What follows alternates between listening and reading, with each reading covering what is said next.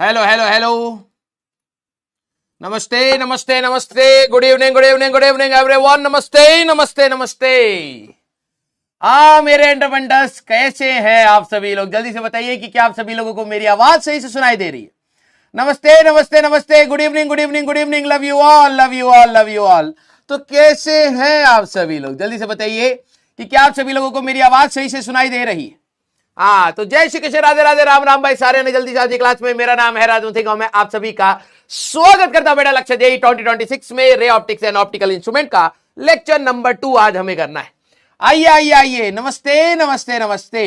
तो कई सारे एंटरप्रेन्योर्स के एग्जाम होने वाले हैं या चल रहे हैं, तो जितने भी बच्चे हैं क्या आप लोगों ने लास्ट लेक्चर रिवाइज कर लिया है? जल्दी से बताइए। Yes yes yes. आइए भैया आइए आइए। हाँ, बहुत बढ़िया बहुत बढ़िया। कई सारे बच्चों के एग्जाम चल रहे होंगे या होने वाले होंगे, तो हम लोग जल्दी जल्दी पढ़ने की कोशिश करेंगे, मतलब समय बर्बाद नहीं करेंगे। ठीक है, मतलब मैं अपना एंजॉय नहीं कर पाऊंगा कहने का मतलब। रिवाइज किया है आप लोगों ने? Very good. तो आज हम लोग आई थिंक सिर्फ प्लेन मिरर के ऊपर अप्रोक्सीमेटली 18 क्वेश्चंस हैं हमारे पास। अप्रोक्सीमेटली 18 क्वेश्चन ये देखेंगे। फिर फील्ड ऑफ व्यू हमारे को आज और पढ़ना है, लेंथ ऑफ द मिरर के problems and number of images के हमारे पास यहां पर प्रॉब्लम है। तो प्लेन मिरर हमारा खत्म हो जाएगा, फिर हम लोग अपने स्फेरिकल मिरर पर जाने वाले हैं। Yes yes yes yes. आइए भैया आइए आइए आइए। तो चले, करेंगे करेंगे, सवाल को हम लोग करेंगे। तो हमें क्वेश्चन ऑन प्लेन मिरर हमें करना है, आज का हमारा जो टारगेट है। फिर उसके बाद फील्ड ऑफ व्यू के बारे में बात करना है। इसको नॉर्मली लोग थियोरेटिकल समझते हैं, लेकिन हम लोग इसके ऊपर सवाल भी लगाएंगे। और नंबर ऑफ इमेजेस आप लोगों ने देखी होगी, बाल कटवाने कभी गए होंगे तो उन्होंने ऋतिक रोशन बोल करके बेटा तुम्हें कबूतर बना दिया गया होगा फोटो में तुमने दिखाया होगा भैया ऐसे बाल काट देना हमारे, हम स्मार्ट लगेंगे। उसने काट दिए, ठीक है, और फिर तू तेरी तो शक्ल तेरी जैसी है, ठीक है। फिर तेरे को महसूस हुआ कि सिर्फ हेयर कट की बात नहीं थी, ये तो एक्चुअली में शक्ल की प्रॉब्लम है। तो नंबर ऑफ इमेजेस वहां पर आपने देखे होंगे कि दुनिया आपको एक इकलौता नहीं झेल पा रही है और वहां पर तुम करोड़ों की संख्या में हो। तो नंबर ऑफ इमेजेस और फिर उसके ऊपर भी हमारे पास कुछ सवाल हमें लगाने पड़ेंगे। Then we will go, most probably कल की क्लास में हम लोग अपने स्फेरिकल मिरर्स की बात करेंगे यस। तुम ऐसे जानवर हो जिनको, मतलब जिनके ऊपर पैसे पापा मम्मी खर्च कर रहे हैं तो और बदसूरत होते जा रहे हो। यस। कोई दिक्कत वाली बात नहीं, ठीक है थोड़ा बहुत तो लगता ही है दिल पर, लेकिन लगना भी चाहिए। यस। आइए आइए आइए। Very good very good very good. तो हम लोग लास्ट क्लास में बेटा अपने मिरर को, ऑब्जेक्ट को रोटेशन की बात कर रहे थे, अब मिरर के रोटेशन की बात करेंगे। फिर उसके बाद हम लोग अपने क्लॉक प्रॉब्लम एंड ऑल सारी चीजों में चले जाएंगे। समय वेस्ट नहीं करना है। ओहो भाई शांत हो जा, तू शांत नहीं हुआ? रुक जा भी होएगा। हो गया हो गया हो गया, ठीक है। आइए, तो बेटा लास्ट क्लास में मैंने आपको rotation of the object and mirror के बारे में बात करा था, ठीक है। तो यहां पर मान लीजिए मेरे पास एक शीशा है, ठीक है। शीशा हो या दिल हो, टूट ही जाता है। तो ये आप लोगों के लिए है बेटा, ठीक है, गाना भी है इस पर। शीशा हो या दिल हो टूट ही जाता है, टूट जाता है। पहले के जमाने में शीशा और दिल टूट रहा था, अब तो करियर भी टूट रहे हैं तुम्हारे सॉरी बेटा for being so personal today. लेकिन अगर मान लीजिए हमारे पास एक ऑब्जेक्ट है, ठीक है, तो ऑब्वियस सी बात है सर, ये अगर हमारे पास ऑब्जेक्ट है तो इसकी एग्जैक्टली सेम डिस्टेंस पर हमारे पास कहीं ना कहीं इमेज भी बन रही होगी। मैंने कहा दुनिया तुम्हें इकलौता नहीं झेल पा रही है, तुम दो दो हो गए। चलो, लेकिन शुक्र है ये वर्चुअल वर्ल्ड है, यहां पर हमारे पास इमेज आ रही है, राइट। एक्चुअली में ऐसा क्यों हो रहा होगा, इसका अगर मैं रे डायग्राम के बारे में बात करूं तो देखो पुरानी मूवीज कई बच्चों ने देखा होगा, ठीक है, पुरानी मूवीज में, ठीक है, ऐसा दिखाते थे। और ये बच्चों को लगता भी है कि किसी की आंख खराब हो गई है, ठीक है, फिर अचानक से मोमबत्ती, ये पुरानी मूवीज में होता था, ठीक है।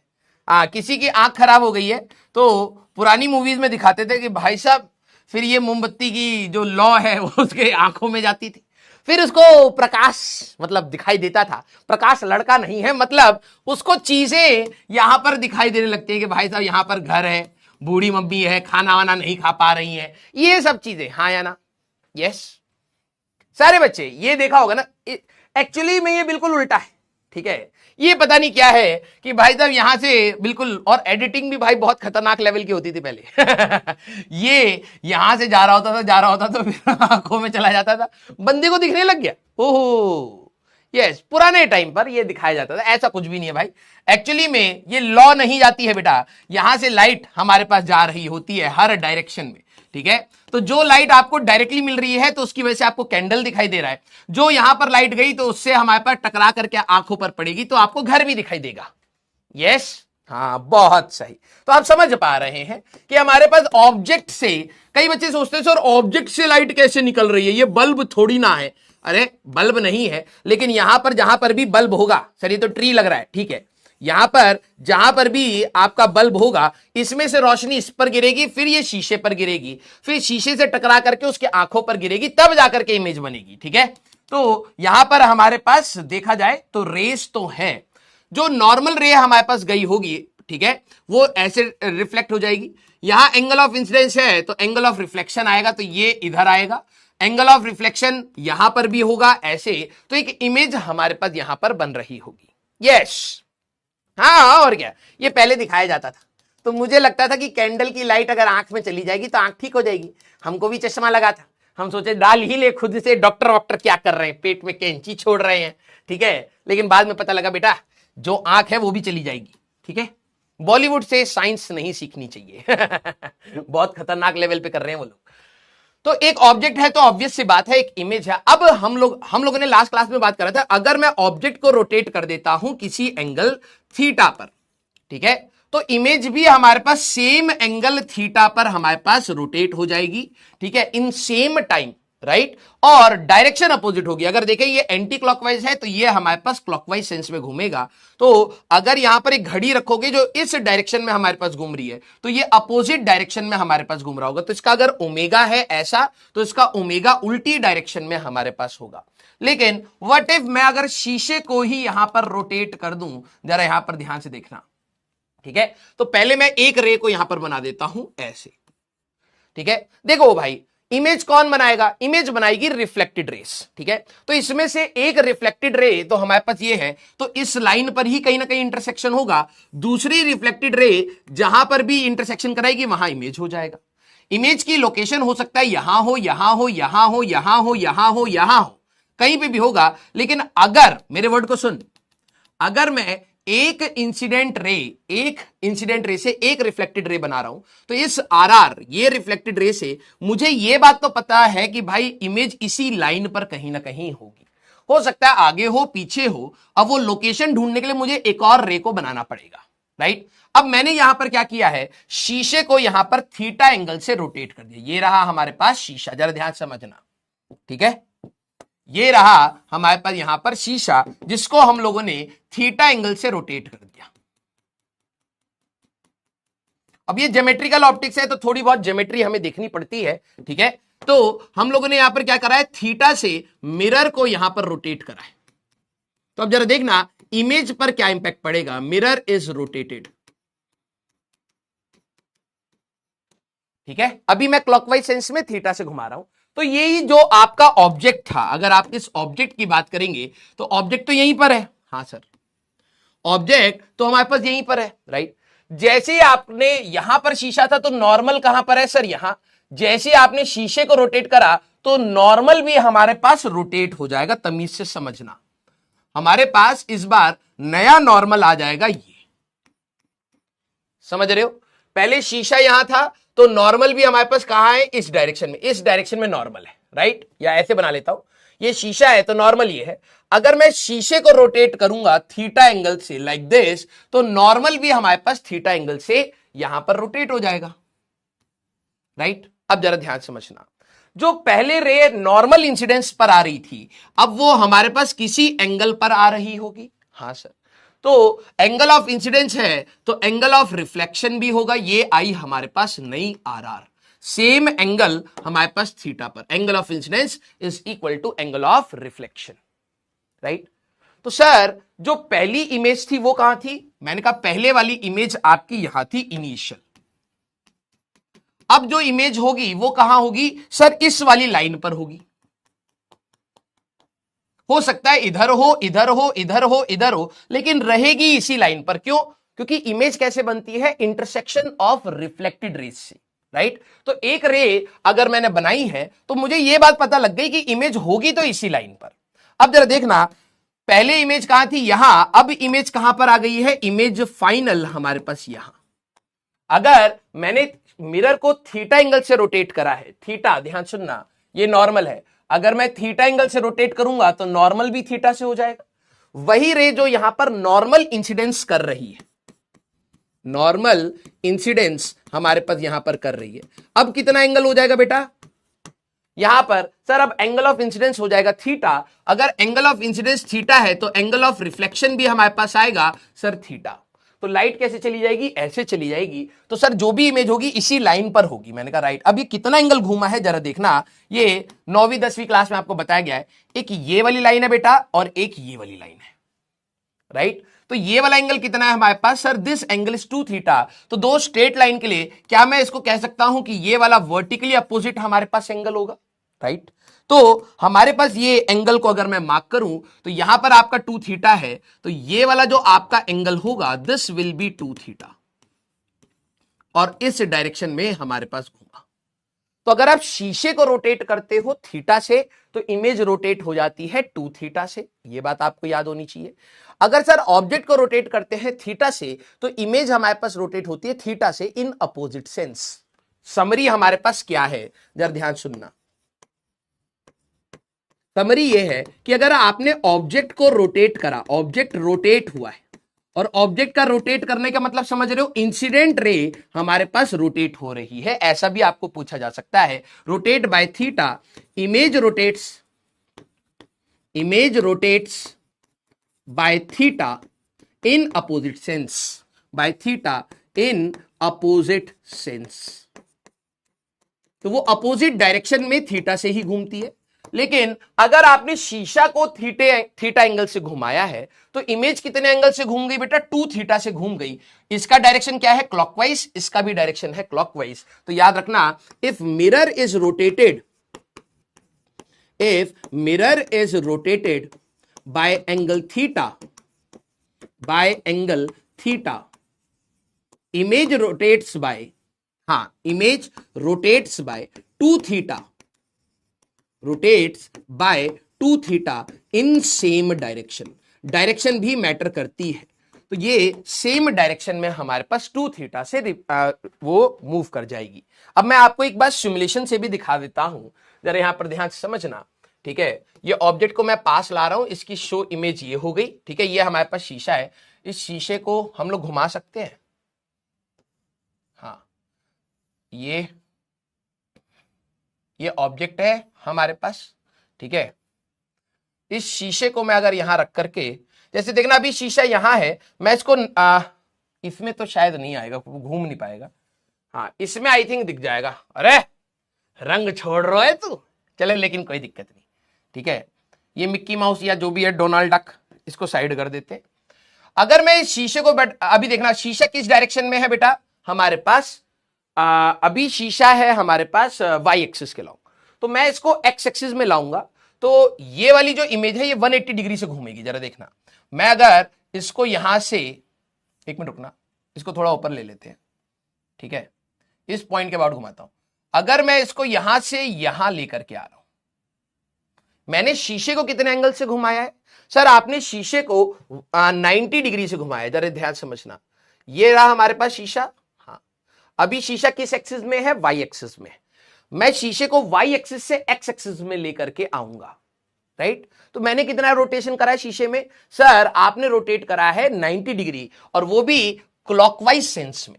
तो इमेज को देखना, इमेज यहां से अभी यहां है, अब यहां आ जाएगी, तो इमेज कितना रोटेट करेगी? सर 180 डिग्री, ट्वाइस दी एंगल रोटेट करेगी। अगर मैं शीशे को यहां से यहां लेकर के आ जाऊं, ठीक है, तो पहले हमारे पास इमेज यहां थी, अब गोल घूम करके हमारे पास यहां आ गई, तो इमेज ने कितना रोटेट करा है? सर 2 थीटा एंगल से रोटेट करा है। शीशा भी क्लॉकवाइज, इमेज भी हमारे पास क्लॉकवाइज। सारे बच्चे एक बार दिल बना दीजिए अगर आपको ये बात समझ आ गई हो तो। यस और नो? सारे बच्चे एक बार यहां पर दिल बना दीजिए अगर आपको यहां पर बात समझ आ गई हो तो। यस और नो? तो ये समरी पॉइंट्स हमारे लिए बहुत ज्यादा इंपॉर्टेंट है। Clear? Very good, very good. आसान है बेटा, बस आपको ना अपने इंपॉर्टेंट पॉइंट्स को जरा ध्यान से पकड़ के रखना है। ठीक है, वेरी गुड। अब आपके क्लॉक प्रॉब्लम्स आ सकती हैं। अब ये सवाल हो सकते हैं, छोटे मोटे भी सवाल हो सकते हैं। ठीक है, हम लोग तो भैया 10वीं क्लास से ही स्टार्ट करें हैं। सारी लॉ, रिफ्लेक्शन क्या है, रिफ्रैक्शन क्या है, ये सारी बेसिक चीजें भी मैंने बताई। Incident ray, normal, angle of incidence, basic चीजों से हम लोग स्टार्ट करेंगे और सारी चीजें जो हमारे रेलिवेंट है उसके बारे में बात करेंगे। अगर आप अपने पीवाईक्यूज देखेंगे तो आपको ना प्लेन मिरर का, मैं अभी आपको बता रहा हूं, कई बच्चे कहते हैं सर मेरे को प्लेन मिरर समझ आ गया, मैं आप सवाल प्रैक्टिस करना चाहता हूं। आपको ज्यादा सवाल मिलेंगे ही नहीं, आपको ज्यादा सवाल मिलेंगे ही नहीं, क्योंकि इसके ऊपर बहुत ज्यादा वेटेज है नहीं। लेकिन इस सवालों को, मतलब अगर आप यहां से जो सीखेंगे वही चीज अपनी लेंसेज में लगाएंगे और कॉम्बिनेशन ऑफ लेंस आएंगे। जैसे मैं आपको बताऊं, हमारे पास 10वीं क्लास में आपको बता रखा है कॉन्वेक्स लेंस है, अब उस पर वो शीशा लगा देंगे, सिल्वरिंग कर देंगे। तो जैसे ही ये सिल्वरिंग करेंगे तो ये अब हमारे पास शीशे का काम करेगा। क्यों? क्योंकि लाइट आएगी, रिफ्रैक्शन होगा, फिर रिफ्लेक्शन होगा, फिर रिफ्रैक्शन हमारे पास होगा। तो 2 बार रिफ्रैक्शन होगा, 1 बार रिफ्लेक्शन होगा। This is called silvering of lens. तो कंसेप्ट हमें यहीं से ही अपने सीखने हैं। क्लियर है क्या? यस और नो? हाँ, आइए अब जरा यहां पर ध्यान समझना। मान लो मेरे पास एक घड़ी है, आप लोगों को यह बात पता है कि अगर मान लीजिए हमारे पास एक घड़ी है जिसमें इस प्रकार से हमारे पास 3 बज रहे हैं, ये हमारे पास ऑब्जेक्ट है, और अगर मैं यहां पर एक शीशा रख दूं तो इसकी एक इमेज बनेगी बिल्कुल। हाँ सर, और हमें पता है लेटरल इन्वर्जन होगा, तो सर इमेज में बिल्कुल इस प्रकार से हमारे पास बन रहा होगा। ये ऑब्जेक्ट है, अगर ध्यान समझना, तो इमेज हमारे पास क्या है, इस प्रकार से। राइट? हम लोगों ने क्या करा है, उसकी सुई के आगे 1 2 3 हटा दिया, लेकिन अभी भी आपको मैं बोलूं कितने बज रहे हैं तो आप 3 बजे ही बोलोगे, भले ही वहां पर 3 क्यों ना लिखा हो, है ना? तो वैसे ही सवाल है कि अगर आप देखें तो यहां पर हमारे पास 3 अगर हमारे पास बज रहे हैं, तो जरा ये बताना कि इमेज वर्ल्ड में कितना है, तो सर ये 9 हमारे पास होगा। राइट? दोनों का जो सम है, याद रखना, सम ऑफ बोथ इमेजेस, बोथ, वो आपका आएगा 12 आवर्स। ये हमारे पास 12 घंटे का यहां पर सम आता है। क्लियर? यस। हाँ, इनेंशियोमर्स, हाँ, जहां इनेंशियोमर पढ़ाया जा रहा था वहां तो कुछ समझ नहीं आ रहा है, लेकिन यहां पर इनेंशियोमर पड़ेगा, गधा कहीं का। अगर मान लो ऑब्जेक्ट में हमारे पास 5 बज रहे हैं तो इमेज में हमारे पास कितना होगा, अगर आपका ये सवाल आ जाए तो भाई आपको क्या करना है, 12 में से माइनस कर देना है हमारे पास। तो यहां पर आपके 5 बज रहे होंगे, 500, हमारा आंसर होगा इमेज वर्ल्ड में। यस। हाँ, आ जाओ आ जाओ आ जाओ। अगर ऑब्जेक्ट में हमारे पास, अच्छा यहां पर -5 होगा, ठीक है, तो ये हमारे पास 7 यहां पर हमारे पास बज रहा होगा। ठीक है?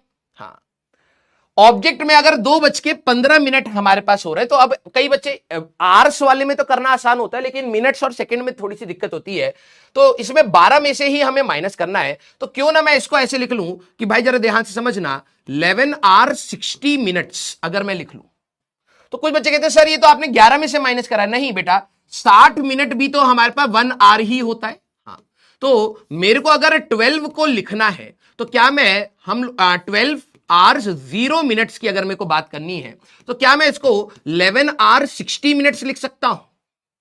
आया ना? हाँ सर आप लिख सकते हैं। मैंने कहा क्योंकि ये जो 60 मिनट है ये भी तो 1 घंटा ही बनाएंगे, तो ये हमारे पास आसानी से आपको सब्ट्रैक्ट करने में दिक्कत नहीं होती। तो अगर आपको इसका इमेज वर्ल्ड में टाइम चाहिए तो आप कहेंगे 1160 में से आपने 2:15 को माइनस कर दिया, तो ये हमारे पास आ जाएगा बेटा 45। ठीक है, और 9:45 हमारे पास समय होगा। यस, 9:45 हमारे पास यहां पर समय होगा। अगर आपका आर में है, मिनट में है और सेकंड में है, अगर कोई बोले कि भाई इसमें क्या है, तो कई बच्चों को दिक्कत आती है। तो भाई जरा देखो, मैं 12 आवर्स को कैसे लिख सकता हूं, मैं लिख सकता हूं 11 आवर हमारे पास 60 मिनट्स है ना, और सेकंड्स में भी कन्वर्ट करना है तो 11 आवर 59 मिनट और 60 सेकंड्स ऐसे भी लिख सकता हूं। इसमें कोई खतरनाक बात नहीं है। कुछ बच्चे कहते हैं सर ये 12 ही लिखा है, मैंने कहा हाँ 12 ही लिखा है भाई। 60 सेकंड मिला करके 1 मिनट बनाएंगे तो 60 मिनट हो जाएगा। 60 मिनट में अगर आप देखें तो 1 घंटा हो जाएगा, तो ये 12 घंटे की ही बात है। लिखने का तो थोड़ा तरीका वैसा है। तो मैं 11, 59 और 60 में से मैं माइनस कर लूंगा अपना 2, 15 हमारे पास और 45। तो जब आप माइनस करोगे तो यहां पर 15 बच जाएगा, यहां पर आपका 4 और 4 और 9, तो ये आपका आंसर आ रहा होगा 9, 44, 15। यस, हाँ या ना सारे बच्चे? क्या निखिल सर लगे पड़े, सवाल लगाओ, गधे कहेंगे।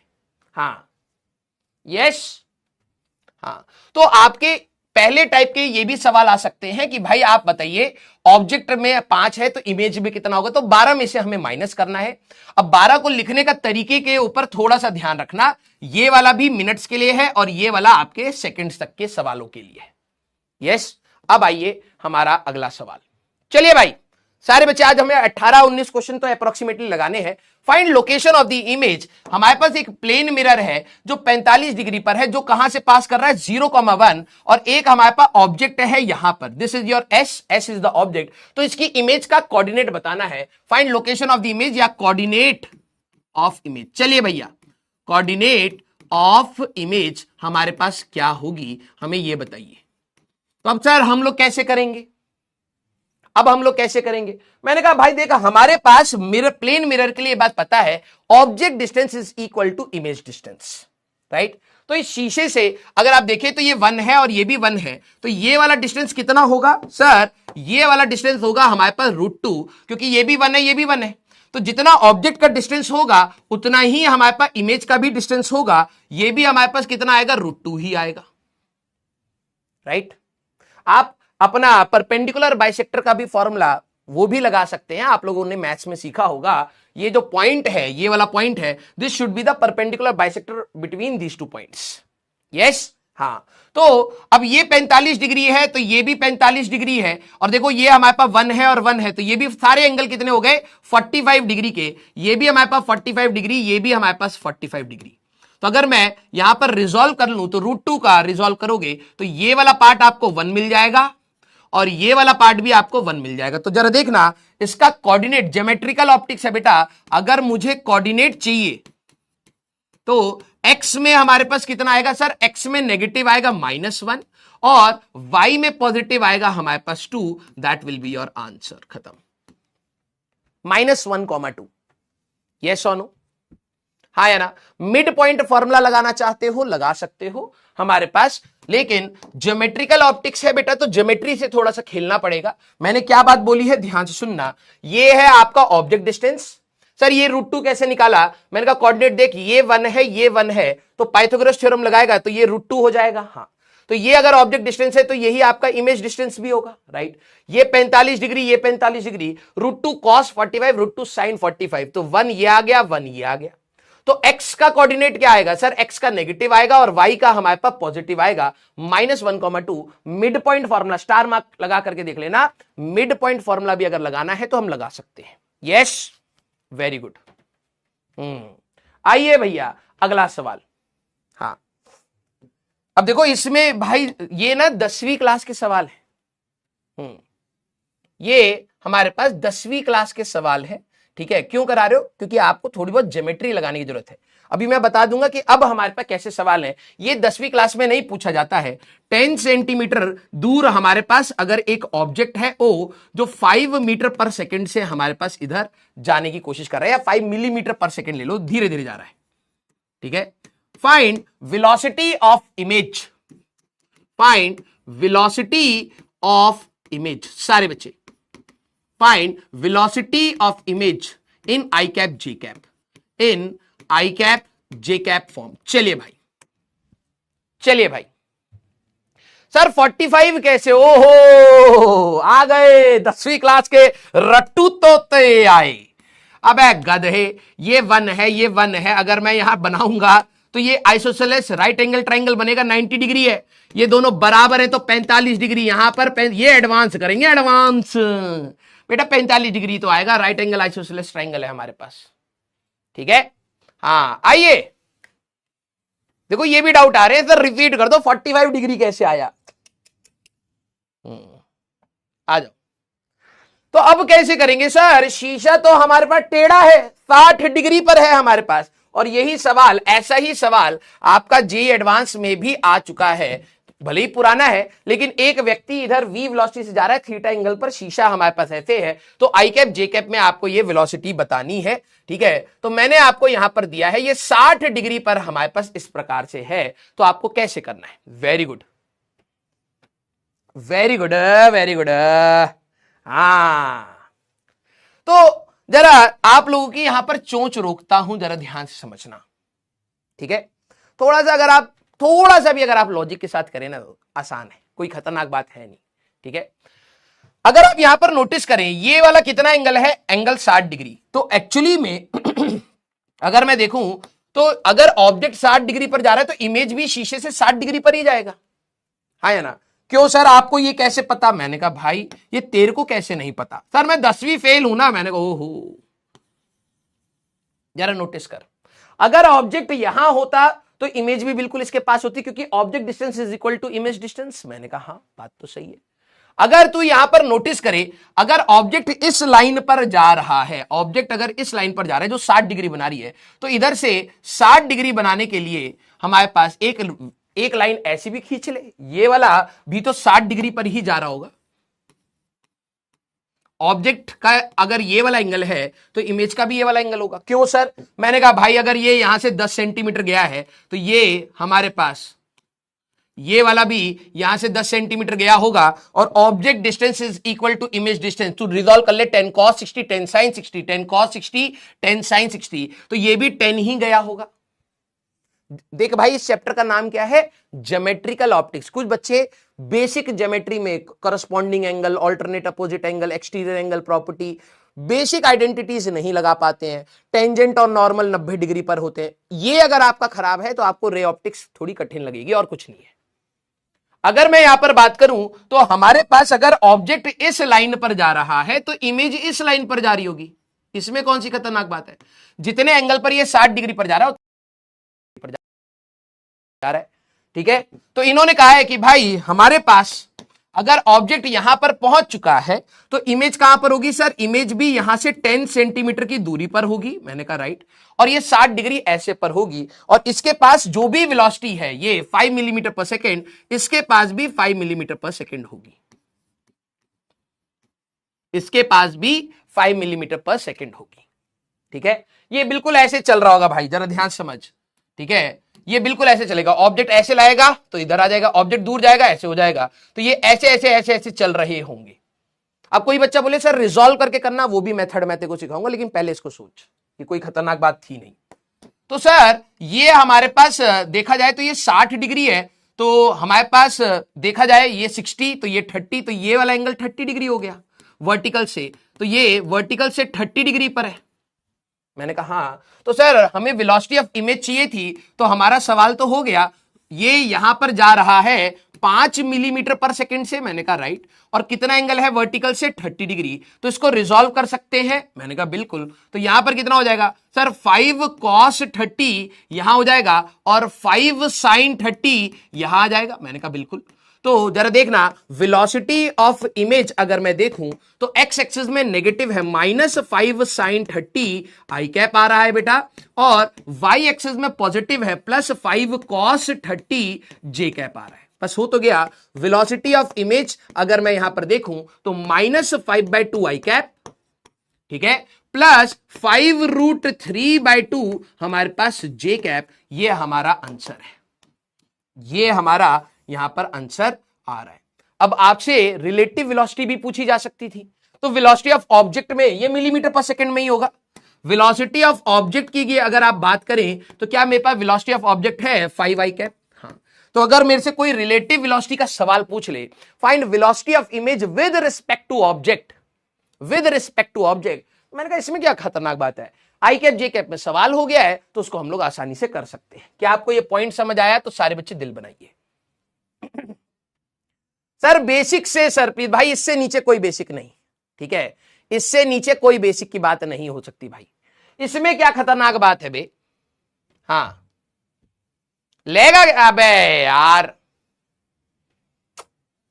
यार जिंदगी झंड हो गई हमारी। दोबारा बता रहा हूं, ध्यान से सुनो सर। हाउ 60, एक काम करो बेटा, चलो समझ नहीं आ रहा, चैट बंद करके पढ़ाऊं तो लैग आ जाएगा, तो फिर दोबारा पढ़ाओ। दोबारा बता रहा हूं, एक और सवाल कराता हूं, दो तरीके से कराऊंगा, ठीक है। ये थोड़ा जल्दी और आसान तरीका है, लेकिन मेरे को पता है तेरे को वो चाहिए नहीं, अभी तेरे को बिल्कुल 9वीं क्लास 10वीं क्लास वाला चाहिए, है ना।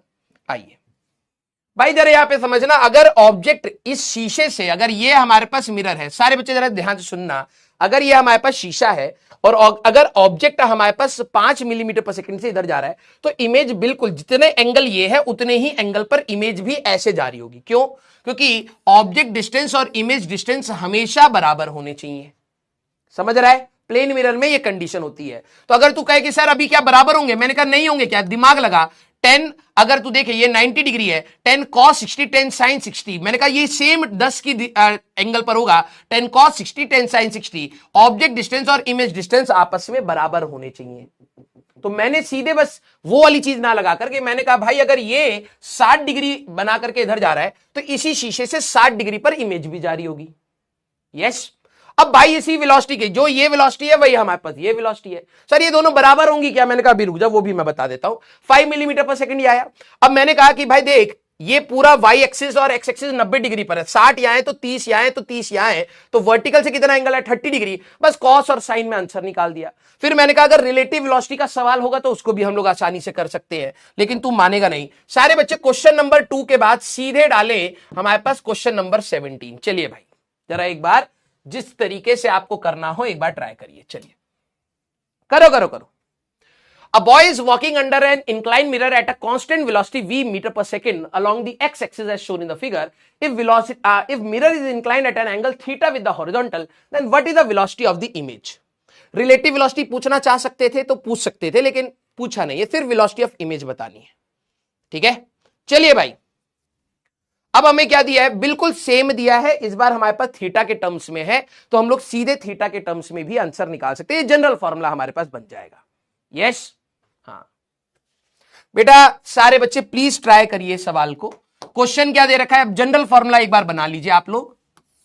इन्होंने हमें यह बात बोली है, अब मैं दूसरे मेथड से भी करूंगा, जिनको जैसे सही लगे प्लीज एक बार ट्राई करना। हमारे पास ये रहा शीशा। हाँ सर, अब देखना बेसिक मेथड से करूंगा ना, उसमें भी रोना स्टार्ट हो जाएगा, सर हमको नहीं समझ आया। ये हमारे पास है एंगल थीटा, राइट।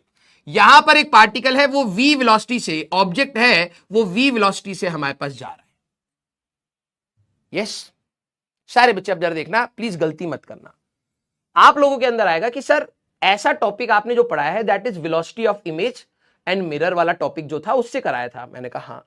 तो सर उसमें तो आपने हमें यह बताया था कि पैरेलल और परपेंडिकुलर में हमें करना होता है। मैंने कहा ठीक है आ जा। तो भाई देख, इस शीशे के बिल्कुल पैरेलल एक लाइन खींच लूं, इस शीशे के बिल्कुल पैरेलल एक लाइन खींच लूं, हाँ, और परपेंडिकुलर एक लाइन खींच लूं, हाँ सर। क्योंकि अगर तेरे को अपना प्योर कंसेप्ट ही लगाना है तो मैंने कहा चल फिर आजा ऐसे ही लगाते हैं। जरा देख, हमारे लिए अगर ये एंगल थीटा है तो ये करस्पॉन्डिंग ये वाला एंगल भी थीटा है, तो ये वाली वेलोसिटी कितनी आएगी? सर ये वाली वेलोसिटी आएगी v cos थीटा की। मैंने कहा बहुत सही। और ये वाली वेलोसिटी किधर आएगी? सर ये आएगी v sin थीटा की। मैंने कहा ठीक है।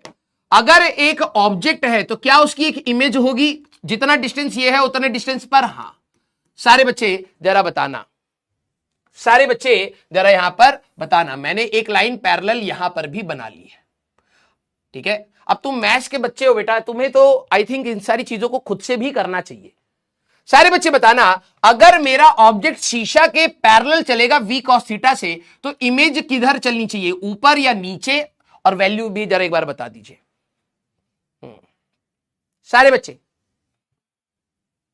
अगर सर आपने जो हमें पढ़ाया था ना उस लॉजिक से बताओ ना, क्योंकि वहां पे तो पैरेलल और परपेंडिकुलर से करते थे। मैंने कहा ठीक है भाई, ये रहा हमारे पास शीशा, तो मैंने एक पैरेलल लाइन खींच ली है, पैरेलल लाइन खींच ली है और परपेंडिकुलर लाइन खींच ली है। वेलोसिटी ये अगर थीटा है तो ये भी थीटा है, तो v cos theta v sin theta.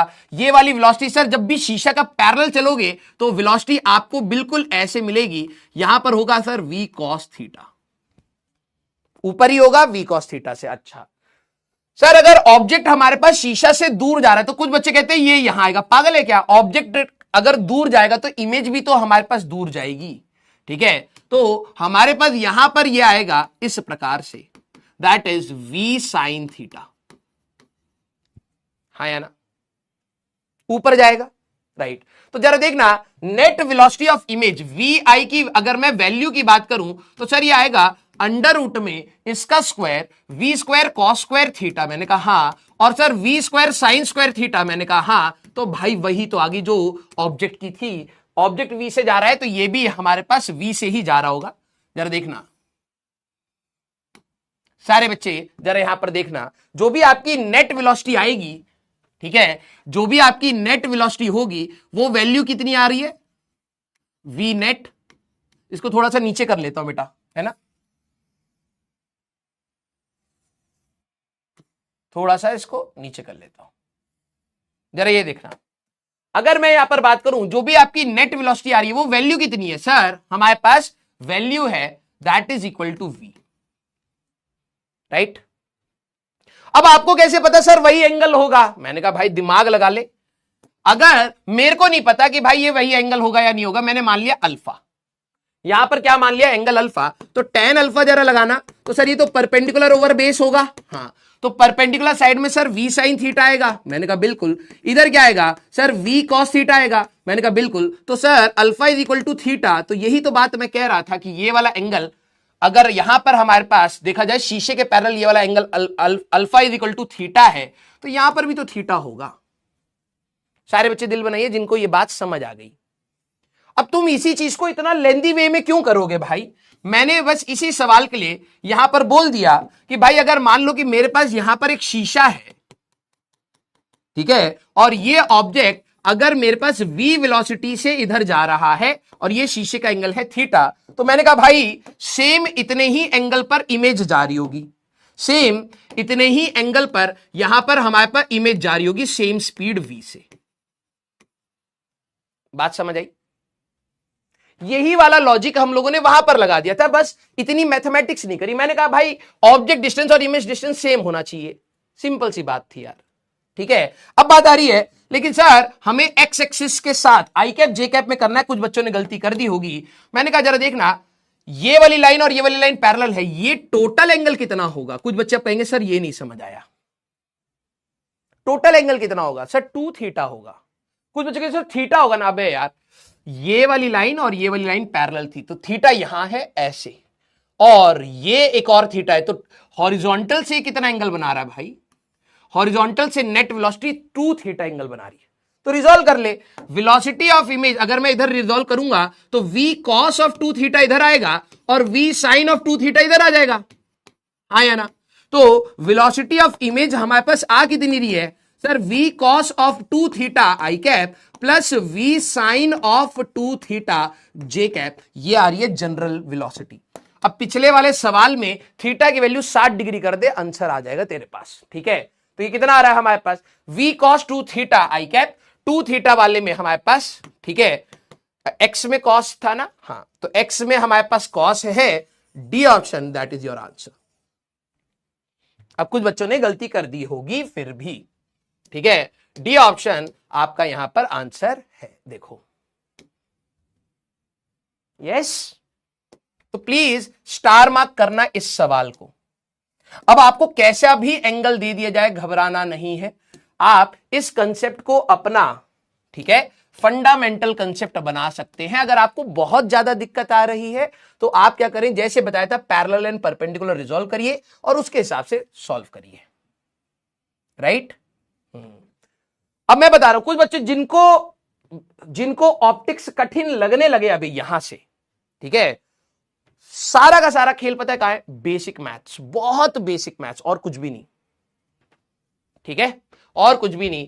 Sir यहां पे थीटा की वैल्यू 60 डिग्री डाल करके निकाल सकते हैं, निकाल लीजिएगा, एक्स वाला नेगेटिव आएगा, वाई वाला आपका पॉजिटिव आ जाएगा, ठीक है।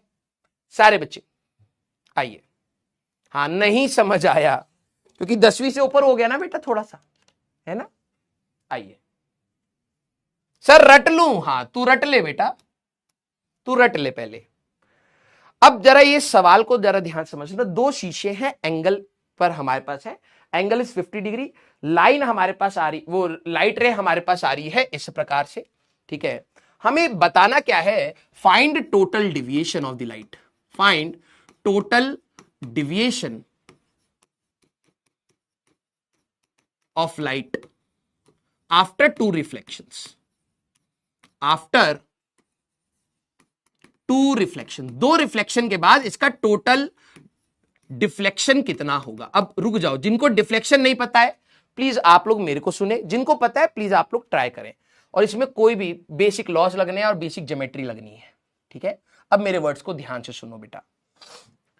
सर ये डिविएशन मतलब क्या होता है, ये तो आपने कहीं पढ़ा है नहीं।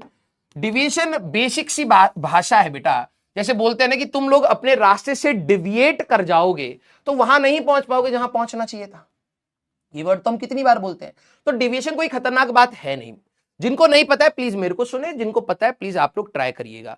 दो रिफ्लेक्शंस के बाद टोटल डिविएशन की बात हमें करनी है, ठीक है। अब जरा समझना, डिविएशन होता है जैसे मान लो कि हमारे पास एक शीशा था, ठीक है, एक हमारे पास शीशा था और लाइट हमारे पास यहां पर आकर के गिरी ऐसे किसी एंगल आई पर। तो लाइट कैसे चली जाएगी सर, लाइट तो ऐसे चली जाएगी सेम एंगल आई पर, angle of incidence equal to angle of reflection. तो अगर आप देखें तो this was your incident ray, तो इंसिडेंट रे की एक्चुअल डायरेक्शन क्या है सर, एक्चुअल डायरेक्शन ये, एक्चुअल डायरेक्शन हमारे पास ये है। ये डिविएशन टर्म प्रिज्म में भी आएगा, हमें वहां पर डिविएशन एंगल निकालना पड़ेगा। तो बेसिक टर्म में मैं आपको बता रहा हूं कि डिविएशन है क्या। जैसे मान लो कि हमें जाना इधर था लेकिन मैं थोड़ी देर के बाद इधर जाने लग गया, तो मैं अपने एक्चुअल रास्ते से कितना बेंड हो गया हूं, दैट इज योर डिविएशन। अगर कोई बोले कि हमारे पास डिविएशन क्या है, डिविएशन को हम लोग किससे रिप्रेजेंट करते हैं, डेल्टा से, ठीक है। तो हमारे पास angle bend by the light, by light from its original direction, from original direction, जो लाइट की ओरिजिनल डायरेक्शन थी वहां से वो कितना बेंड हो गई है उसी को हम लोग डेविएशन कहते हैं। जैसे अगर मैं देखूं लाइट को जाना किधर था, इधर, लेकिन लाइट कहां चली गई, इधर। तो ये वाला जो आपका एंगल है ना बेटा, ये वाला जो आपका एंगल है, this is called your deviation angle, this is called your deviation angle. Light को जाना इधर था लेकिन सर इधर ना जाकर के लाइट हमारे पास इधर चली गई, this is called deviation angle. अब देख, जो चीज मैं फॉर्मूला, अब कोई बच्चा सर फॉर्मूला नहीं समझ आया यार, ये एक लीनियर लाइन है हमारे पास, हाँ, अगर ये लीनियर लाइन है तो आई प्लस डेल्टा, आई प्लस डेल्टा की वैल्यू कितनी होनी चाहिए सर, पाई होनी चाहिए। तो डिविएशन का फॉर्मूला मैं पाई माइनस 2i कह सकता हूं, तो डिविएशन का फॉर्मूला हमारे पास ये रहा। क्लियर। अगर कोई बोल दे डिविएशन का ग्राफ भी बना दो, ध्यान सुनो, डिविएशन का आप ग्राफ बना दो विद आई, तो क्या तुम बना नहीं पाओगे। डिविएशन वाई एक्सिस पर रखा है, एक्स एक्सिस पर हमारे पास आई है, तो सर एक स्ट्रेट लाइन आएगी यहां से ऐसे। अब कोई बच्चा बोले सर ये आपने कैसे बनाया है, भाई पाई माइनस 2i है, इसको मैं वाई एक्सिस पर रख रहा हूं, ये इंटरसेप्ट हो गया प्लस mx, स्ट्रेट लाइन ही तो आएगी। इंटरसेप्ट क्या आ रहा है सर, पाई आ रहा है, ठीक है। और हमारे पास स्लोप जो m की वैल्यू आ रही है दैट इज -2, नेगेटिव डायरेक्शन में हमारे पास स्लोप है, दिस इज योर डिविएशन, खत्म। हाँ या ना सारे बच्चे, बात समझ आई। तो जरा यहां पे समझना, और ये वाला एंगल हमारे पास आई कितना होगा, that will be π/2। Maximum angle of incidence क्या हो सकता है सर, π/2 हो सकता है। तो अगर π/2 है तो डिविएशन 0 आ रहा है, हाँ सीधी सीधी चली जाएगी ग्रेजिंग इंसिडेंस। प्लीज ध्यान से सुनिए क्या बात बोली मैंने। अगर एंगल ऑफ इंसिडेंस π/2 है, इसका मतलब समझ रहे हो कि एक शीशे पे लाइट कैसे आ रही होगी, ऐसे आ रही होगी सर, बिल्कुल टच करते हुए, यही तो एंगल ऑफ इंसिडेंस π/2 है। तो मैंने कहा लाइट जाएगी कैसे सर, ग्रेजिंग करके ऐसे चली जाएगी। मैंने कहा डिविएशन कितना हुआ सर, जैसे आ रही थी वैसे चलेगी, कोई डिविएशन नहीं हुआ, डिविएशन इज इक्वल टू 0। तो जब एंगल ऑफ इंसिडेंस π/2 होता है, यहां पे π/2 रखेगा तो डिविएशन 0 आ जाएगा, वो ग्राफ से भी तू देख सकता है। ये बात समझ आई। अब जरा समझना, हमारे पास दो शीशे हैं, दोनों को 50 डिग्री पर रखा है, इसका जनरलाइज रिजल्ट भी बना लेंगे, लेकिन बेसिक तरीके से भी तेरे को करके आना चाहिए। सारे बच्चे कितना एंगल आ रहा है बेटा हमारे पास डिविएशन एंगल आपका, सारे बच्चे कितना एंगल आ रहा है? 0 आ रहा है। चलिए जरा देखते हैं। जरा ये देखना, अब बेसिक, सबसे पहले हम लोग बेसिक से स्टार्ट करते हैं। सर एंगल ऑफ इंसिडेंस ये नॉर्मल है, 30 डिग्री पर है, तो एंगल ऑफ रिफ्लेक्शन भी हमारे पास 30 डिग्री का ही होगा। मैंने कहा हाँ, यस। सर लाइट जब वहां पर जाएगी, मैं इसको ना सॉलिड लाइन से बनाता हूं, ठीक है, सो दैट लाइट और नॉर्मल में आपको अंतर दिखे। तो सर लाइट हमारे पास यहां पर ऐसे जाएगी, मैंने कहा राइट, और इस सरफेस पर सर हमारा एक नॉर्मल बनेगा, मैंने कहा हाँ। फिर जो भी एंगल यहां पर आ रहा होगा, लाइट हमारे पास यहां से यहां चली जाएगी इस प्रकार से, ठीक है, लाइट हमारे पास यहां से इस प्रकार से चली जाएगी। यस, आइए आइए आराम आराम से करते हैं, ठीक है। जरा यहां पर नोटिस करना, कैसे बताएं, कई बच्चे ना बेसिक उसमें खत्म हो जाएंगे। ये रे 1 है, तो इसका लाइट का जाने का डायरेक्शन तो ये था ना सर, लाइट का जाने का डायरेक्शन तो ये था, मैंने कहा हाँ। तो अगर हम लोग नोटिस करें तो this is our deviation angle delta 1। तो पहला डिविएशन अगर एंगल की बात करूं डेल्टा 1, तो सर ये आएगा 180 माइनस ट्वाइस ऑफ 30। तो डेल्टा 1 आपका यहां पर आ रहा होगा बेटा 180 माइनस 60, तो ये 120 डिग्री हमारे पास आ रहा है। और किस डायरेक्शन में बेंड हो गई है? इस डायरेक्शन में। तो एंटी क्लॉकवाइज डायरेक्शन में ये हमारे, वो क्लॉकवाइज डायरेक्शन में हमारे पास ये बेंड हो गई है। यस, पहले वाले का डेविएशन आ गया। अब सर इसका हम लोग कैसे करें?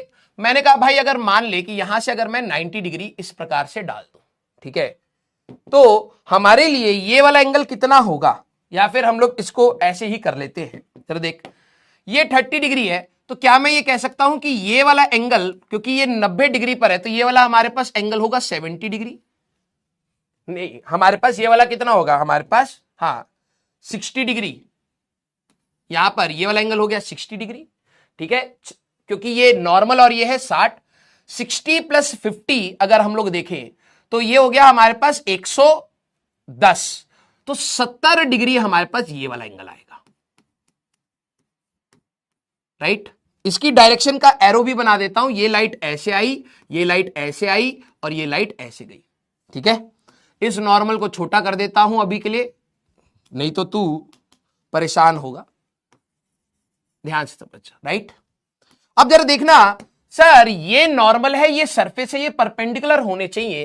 तो हमारे पास अगर हम लोग देखें तो ये 20 डिग्री आ रहा है हमारा, तो ये अगर हमारे पास 20 है तो ये भी हमारे पास 20 होगा, राइट। लाइट की डायरेक्शन कहां थी इस वाले की? सर इसकी लाइट की डायरेक्शन कुछ ऐसे थी, लाइट की इनिशियल डायरेक्शन ऐसी थी, तो इसका डेविएशन एंगल हमारे पास आएगा ये वाला, इस डायरेक्शन में ये डेल्टा 2 आएगा। सारे बच्चे हाँ, तो जरा यहां पर देखना सेकंड वाले का कितना होगा? सर 180 माइनस हमारे पास 40 कर दे तो हमारे पास 140 डिग्री इसका डिविएशन आ जाएगा। दोनों का डेल्टा 1 की वैल्यू कितनी आई है? सर डेल्टा 1 की वैल्यू आई है हमारे पास 120 डिग्री, और that is in clockwise sense, मैंने कहा राइट। डेल्टा 2 की वैल्यू कितनी आई है बेटा? दैट इज हमारे पास 140 डिग्री, और ये भी इसी डायरेक्शन में बेंड हुआ है क्लॉकवाइज सेंस। तो अगर मेरे को टोटल डेविएशन पूछा गया है that is delta 1 plus delta 2, तो ये आ जाएगा बेटा 120 प्लस 140, दैट इज 260 डिग्री, और क्लॉकवाइज सेंस में लाइट हमारे पास बेंड हो गई है। यस, सारे बच्चे, हे राम, मुझे पता है ज्योमेट्री में ही खत्म हो जाओगे। पहले बच्चे, कितने बच्चे एक बारी में यहां तक पहुंच गए? फिर दूसरे बारी में दूसरे बच्चों को जरा देखते हैं, थम्स अप करिए। सर लाइट राइट साइड ही क्यों जाएगी? अब वही तो ना, कॉमन सेंस भी तो चाहिए ना बेटा, क्या बताएं। कितने बच्चे एक बारी में पहुंच गए? फिर मैं दोबारा रिपीट करूंगा, क्योंकि हमारे पास डिविएशन एंगल तो आई होप आपको समझ आ गया होगा, है ना। तो एक शीशा हमारे पास यहां है बेटा, और एक शीशा हमारे पास यहां है। क्लियर? हाँ, जरा देख लेते हैं कितने बच्चों को समझ आ गया है। इन्होंने कहा कि यहां पर हमारे पास 50 डिग्री क्वेश्चन में दे रखा है और लाइट हमारे पास यहां पर सरफेस पर आई है एट एन एंगल 30 डिग्री। तो भाई देख, लाइट को जाना इधर चाहिए था, लेकिन लाइट तो हमारे पास इधर चली जाएगी। यस, थम्स अप कर देना जो एक बारी में पहुंच गए, वेरी गुड। मतलब 12-13% है जो अभी एक बारी में नहीं पहुंचे। लाइट की इनिशियल डायरेक्शन ये थी ना बेटा, एक मिनट रुक जाना, इनिशियल डायरेक्शन हमारे पास ये थी। मैंने कहा हाँ, तो क्या लाइट बेंड हो गई है? हाँ सर, लाइट बेंड हो गई है। मैंने कहा ये वाला एंगल कितना होगा बेटा? ये पहली वाली लाइट का डिविएशन आ रहा है। यस, तो तेरे को पता है angle of incidence is equal to angle of reflection होता है। तो डेल्टा वन की बात करेगा तो 180 माइनस 2i की बात करनी है, तो 180 माइनस 2 इंटू 30 कर लिया, ये डेल्टा वन आया। और किस डायरेक्शन में है सर? ये हमारे पास क्लॉकवाइज सेंस में है, ध्यान रखना, क्लॉकवाइज सेंस। अब ध्यान से सुन लो भाई, अब मैंने यहां पर कहा कि अब कोई बच्चा कहेगा सर लाइट उधर क्यों गई, इधर क्यों गई? जैसे मान ले कि ये वाला एंगल हमारे पास कितना आ रहा है, ये नॉर्मल लाइन है, पहले तो भाई मार्क कर करके, ये तेरी नॉर्मल लाइन है, ये तेरी हॉरिजॉन्टल लाइन है, तो ये टोटल एंगल कितना होना चाहिए सर? 90 डिग्री होना चाहिए। मैंने कहा ठीक है। अगर हमारे पास 30 यहां है तो ये वाला एंगल कितना होगा सर? ये वाला एंगल होगा हमारे पास 60। क्यों करा मैंने बेटा? क्योंकि ये सर ये 90 डिग्री होना चाहिए। मैंने कहा ठीक है। 60 यहां है, 50 यहां है तो ये कितना हो गया? 110। तो ये जो ट्राइंगल हमारा बन रहा है, सारे बच्चे जरा देखना, ये वाला जो हमारे पास ट्राइंगल बन रहा है, इस ट्राइंगल में 60 यहां है, 50 यहां है, तो 70 डिग्री यहां पर होगा ये वाला। किसी भी सरफेस का जो नॉर्मल होता है वो कितना एंगल बनाता है? 90 डिग्री। तो 70 यहां है, तो ये वाला एंगल कितना हो गया सर? ये 20 डिग्री हुआ। तो मैंने कहा लाइट 20 डिग्री के एंगल पर आ रही है, तो 20 डिग्री के एंगल पर ही चली जाएगी। हाँ, तो सेकेंड लाइट का डिविएशन दिखाई दे रहा है। लाइट जानी इधर चाहिए थी, नॉर्मल से मत नाप लेना, जानी इधर चाहिए थी। ये वाला हमारे पास सेकेंड डिविएशन हो रहा है, दैट इज डेल्टा 2। तो ये कितना होगा sir? This is 180 minus 2i, तो 2 इंटू 20, और दोनों का डायरेक्शन सेम था तो हम लोगों ने जोड़ दिया। यस, इतनी सी बात समझ आई। अब इसका एक डायरेक्टली रिजल्ट भी सारे बच्चे जरा ध्यान से समझना, ये हमारे पास आया है सारे बच्चे, इंपॉर्टेंट। अगर मान लो मेरे पास कभी भी दो शीशे, अगर आपको इस सवाल मिल जाए, एक शीशा ये है और एक शीशा हमारे पास ये है, इनके बीच का एंगल था हमारे पास थीटा, ठीक है। लाइट हमारे पास आ करके रिफ्लेक्ट करके यहां से चली जाए, टोटल डिविएशन अगर निकालना है तो ध्यान से समझना, दैट इज हमारे पास 360 माइनस ऑफ 2 थीटा। आप डायरेक्टली यहां पर कर सकते हैं, ठीक है। डायरेक्टली हमारे पास इंडिपेंडेंट ऑफ आई, ये एंगल क्या है? Independent of I.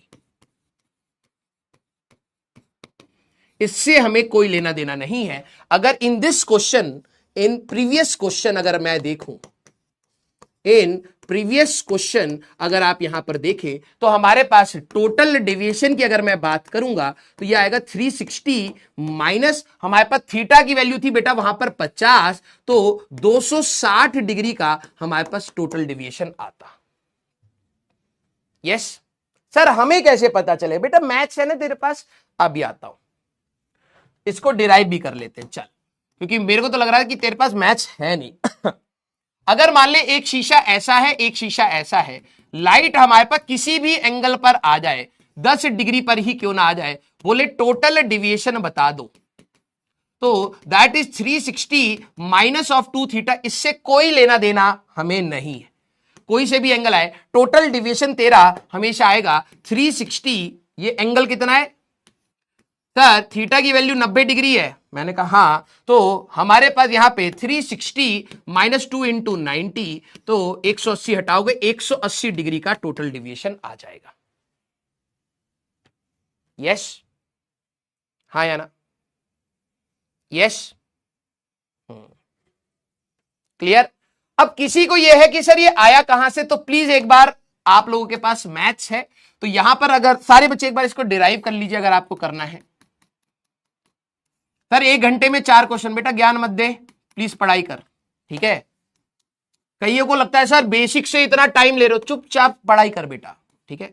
लाइट हमारे पास यहां पर ये एंगल हमारे पास थीटा है, ये मान ले हमारे पास आई है, तो लाइट हमारे पास यहां पर आई पर ही जाएगी। हाँ ठीक है, ये वाला एंगल कितना हो जाएगा sir, this is 90 minus I, 90 minus I. जब देखना टोटल डिवीजन जब निकालना था तो हमारे पास होगा सर डेल्टा 1 प्लस डेल्टा 2। मैंने कहा हाँ, जरा ध्यान समझ, ये हमारे पास आई है, लाइट जाकर के यहां पर मान लेता हूं किसी एंगल अल्फा से जाकर के हिट करी, तो लाइट हमारे पास इसी प्रकार से अल्फा एंगल पर ही चली जाएगी, राइट हमारे पास। तो ये वाला एंगल कितना आ जाएगा बेटा sir, this is 90 minus alpha आ जाएगा। टोटल डिविएशन अगर मैं देखूं डेल्टा 1 आपके हिसाब से कितना आना चाहिए सर, 180, मैं लिख देता हूं 180 माइनस 2i, मैंने कहा राइट। डेल्टा 2 आपका आना चाहिए सर 180 माइनस हमारे पास 2 अल्फा। टोटल डिविएशन आएगा 180 minus 2i plus 180 minus 2 alpha, तो ये आ जाएगा बेटा 360 minus twice of i plus alpha. सारे बच्चे जरा ध्यान से सुनना, या तो आप जनरली पहले डिराइव कर लीजिए, समझ रहे हो मैंने क्या बात बोली। लाइट आई एंगल पर आई, आई एंगल पर चली गई, तो यहां पर अगर आप देखें तो पहले का डिवीजन आएगा सर 180 माइनस 2i। मैंने कहा ठीक है, ये लाइट जाकर के दूसरे पर टकरा रही है अल्फा एंगल पर, हाँ तो अल्फा एंगल पर ही चली जाएगी, तो इसका डिवीजन क्या होगा sir 180 minus 2 alpha. Total division sir 180 minus twice of i plus alpha. अगर मैं इस ट्राइंगल में बात करूं थीटा प्लस 90 माइनस आई, ये वाला एंगल, ये वाला एंगल और ये वाला एंगल जरा जोड़ देना बेटा, तो सर एक ट्राइंगल बन रहा है 180 बनेगा, तो मैंने इसको हटा दिया, थीटा की वैल्यू आ गई i प्लस अल्फा, उठा करके बस यहां रख दे बेटा। तो जो तेरा टोटल डिविएशन आ रहा है that is 2 pi minus of 2 theta, ये आ रहा है, ये इंडिपेंडेंट ऑफ i है। तुम्हें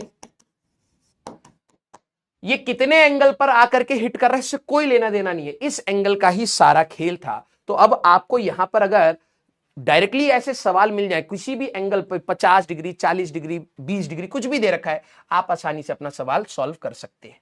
ये कितने एंगल पर आकर के हिट कर रहा है इससे हमें कोई लेना देना नहीं होता। अब ये आपके लिए समरी भी है और बेसिक तरीके से अगर आपको सॉल्व करना है, बेसिक तरीके से भी आप सॉल्व कर सकते हैं, इसमें कोई खतरनाक बात नहीं है, ठीक है। हाँ, अब आते हैं क्वेश्चन नंबर 5 पर सारे बच्चे, फिर उसके बाद रोटेशन वाला एक सवाल है क्वेश्चन नंबर 4, वो एक साथ आएंगे, ठीक है। हाँ स्पैमर्स तो है, स्पैमर्स नहीं है, मैं बता रहा हूं एक्चुअली में क्या है ना, इसमें कई सारे ऐसे बच्चे होंगे जिनके बहुत ज्यादा उन्होंने पढ़ने का तरीका भी नहीं सीखा है अभी तक। अब उनको क्या है ना कि भाई नया चैप्टर स्टार्ट हो रहा है, मैं सब सीख जाऊं, उनको बेसिक मैथ्स भी नहीं आती है बेटा, तो वो एक्चुअली में हाथ पांव पढ़ कर रहे हैं, वो 2-3 लेक्चर और रहेंगे फिर चले जाएंगे, मेरे को पता है, कोई दिक्कत नहीं है।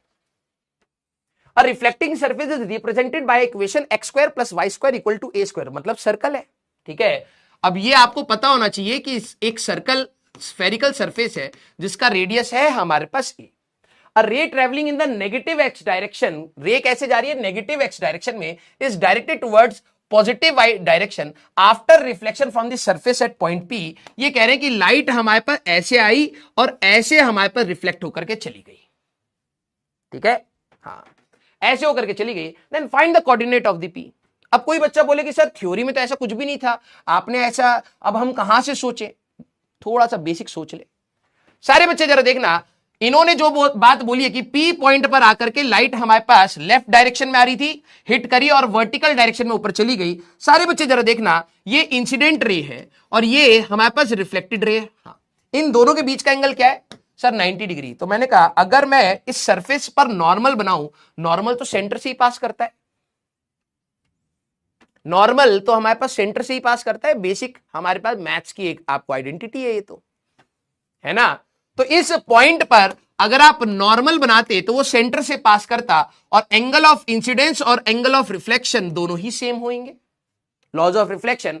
तो 2i की वैल्यू कितनी है सर 90 डिग्री, i की वैल्यू कितनी हो गई सर 45 डिग्री। यस, अब कोई बच्चा बोले इसका कोऑर्डिनेट कैसे निकालूं, तो ले भाई ये रेडियस a है, ये अगर 45 डिग्री है तो यहां पर भी 45 डिग्री होगा। हाँ, तो भाई रिजॉल्व कर ले, तो ये आएगा बेटा a cos 45 और ये तेरा आ जाएगा a sin of 45। राइट। तो जो तेरा कोऑर्डिनेट आंसर होगा, जिनकी बेसिक मैथ्स थोड़ी बहुत भी है ना बेटा, उनको दिक्कत नहीं आती। a/√2 comma a/√2 that is your coordinate of p। खत्म। बहुत बेसिक तरीके से लगानी होती है। Yes yes. अब पहली बात, सर ये चीज मेरे को समझ ही नहीं आई। This is equation of the circle. ये आपकी इक्वेशन ऑफ सर्कल। सर हमारा कोनिक सेक्शन नहीं हुआ, मैंने नहीं पढ़ा, मेरा बैकलॉग है। बेटा ये चीज ना 11th क्लास के बेसिक मैथ्स में भी सिखाई जाती है। 11th क्लास के बेसिक मैथ्स में भी आपको सिखाई जाती है। इसका रेडियस हमारे पास a रहेगा, वहां से हम लोगों ने सॉल्व कर लिया। अगला सवाल, अगला सवाल जरा अब ये सवाल देखना। A reflecting surface is represented by, मैं आपको पोल दे देता हूं, इसमें ऑप्शन है तो आप लोग जवाब देना चाहे पोल से कर सकते हैं, ठीक है। अब जरा नोटिस करना, a reflecting surface is represented by the equation y is equal to 12/π sin πx/l। देख करके कई बच्चे कहेंगे सर मेरे को तो नहीं समझ आया, कोई दिक्कत नहीं भाई। हमारे पास और x की वैल्यू 0 और l के बीच में है, ठीक है, कोई दिक्कत नहीं है। A ray travelling horizontally as shown in the figure, एक इंसिडेंट रे आपकी यहां पर आकर के इसको टकरा रही है एक पॉइंट पर, ठीक है, as shown in the figure, becomes vertical after reflection, the coordinates of the point where this ray is incident. आइए, very good very good, Shreeja Ghosh, very good.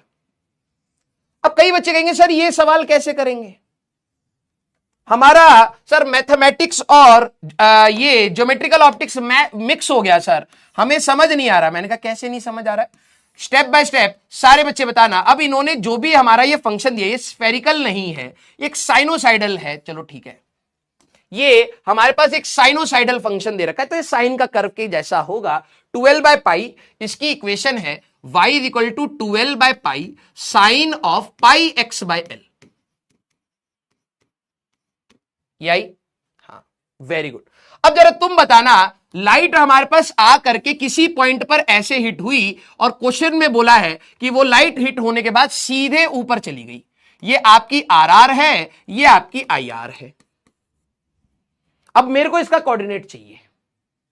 Very good very good. अब देखो कई बच्चे कहें सर मेरे को तो ज्योमेट्रिकल, थोड़ी बहुत ज्योमेट्री लगाना। भाई ये एंगल अगर मैं इस सरफेस पर नॉर्मल बनाऊं, ठीक है, इस सरफेस पर नॉर्मल बनाऊं, तो ये आपका एंगल ऑफ इंसिडेंस होगा, ये आपका एंगल ऑफ इंसिडेंस, दोनों बराबर है, ठीक है। तो सर 2y की वैल्यू 90 डिग्री दिखाई दे रही है, एक x एक्सिस में एक y एक्सिस में 90 डिग्री, तो i की वैल्यू हो गई 45 डिग्री। मैंने कहा बहुत सही। तो अब कैसे करें?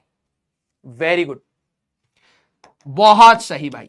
अगर आप नोटिस करें, ये है हमारे पास टेंजेंट। अगर मैं इसकी बात करूं, दिस इज योर टेंजेंट। आप अपनी डिफरेंशिएशन, इंटीग्रेशन, ये सारी कैलकुलस को यूज कर सकते थे। जरा देखना, अगर आप यहां पर देखिए, ये नॉर्मल है, ये 45 डिग्री आया, तो ये वाला एंगल भी 45 डिग्री होगा। कलर चेंज कर लेता हूं, देखना, टेंजेंट और नॉर्मल 90 डिग्री पर, ये 45 डिग्री है, तो ये भी 45 डिग्री होगा। हाँ, और ये भी आपका 40, अबे ये भी आपका हमारे पास 45 डिग्री होगा। हाँ, जरा देखना, ये y एक्सिस है और ये आपकी x एक्सिस है, तो ये भी 45 डिग्री होगा। हाँ सर, ये x एक्सिस है, जरा नोटिस कर, ये भी आपका 45 डिग्री होगा। हाँ, ये भी आपका, सारे एंगल आपके कितने हो गए? 45 डिग्री पर। किस किस को ये बात समझ आ गई है? किस किस को ये बात समझ हमारे पास आ गई है कि द पॉइंट, जो भी आपको कोऑर्डिनेट चाहिए था, point P has slope tan 45। हमारे पास स्लोप कितना होगा? tan 45। मतलब एक इस कर्व पर जहां पर भी स्लोप 45, मतलब स्लोप की वैल्यू 1 होगी हमारे पास, समझ ले बेटा, ये एक ऐसा पॉइंट होना चाहिए सर, ये एक ऐसा पॉइंट होना चाहिए जहां पर इसकी स्लोप tan 45 हो। मैंने कहा राइट। तो सर dy बाय dx हमारे पास tan 45 that is equal to 1 हमारे पास होना चाहिए। मैंने कहा डिफरेंशिएट कर ले बेटा, तो dy बाय dx करना आना चाहिए। हाँ, तो 12/π ये हो गया, साइन का डिफरेंशिएशन हो जाएगा बेटा cos ऑफ πx/l, और चेन रूल लगाना मत भूलना, तो ये π/l आपका और आ गया, राइट। तो पाई से पाई उड़ा दो बेटा, एल से एल उड़ा दो, हमारे पास dy बाई डी एक्स की वैल्यू आ रही है 2 cos of pi X by L, right. हाँ, अब देखो है तो ये आपका ऑप्टिक्स का सवाल, लेकिन हम लोग जिस तरीके से इंटीग्रेट कर रहे हैं उसमें आपको मैथमेटिक्स चाहिए। तो मैंने कहा यार हमारे पास dy बाई डी एक्स की वैल्यू ये आई है, तो 2 cos of pi X by L की वैल्यू कितनी होनी चाहिए, 1 होनी चाहिए। तो cos of pi X by L that should be equal to 1/2। तो पाई एक्स बाई एल हमारे पास ये कितना होगा 60 डिग्री, पाई बाई 3 हमारे पास आया, पाई पाई गया, एक्स की वैल्यू आ रही है एल बाई 3, एक्स की वैल्यू हमारे पास आ रही है एल बाई 3। यही आपका ऑप्शन होगा बी ऑप्शन। यस और नो सारे बच्चे, यही आपका ऑप्शन होगा L by 3, B option, that is your answer. समझ आई बात? कितने बच्चों को ये बात समझ आ गई पहले तो ये बताइए भाई। अब तुम very good, very good. Chat कहां गई भाई तुम्हारी? अचानक से आपको लगा होगा कि यार ऑप्टिक्स से ये मैथमेटिक्स कैसे कन्वर्ट हो गई, क्योंकि ये ज्योमेट्रिकल ऑप्टिक्स है, ज्योमेट्री ये सारी चीजें आपको यूज करनी पड़ सकती है। चैट कहां गई तुम्हारी? ओए हाँ करो भाई, चैट बताओ तो क्या हो गया है?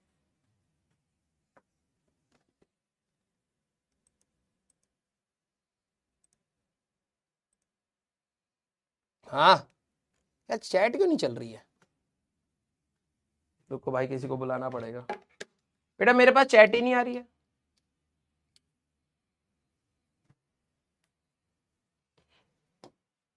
चैट तो ऑन है।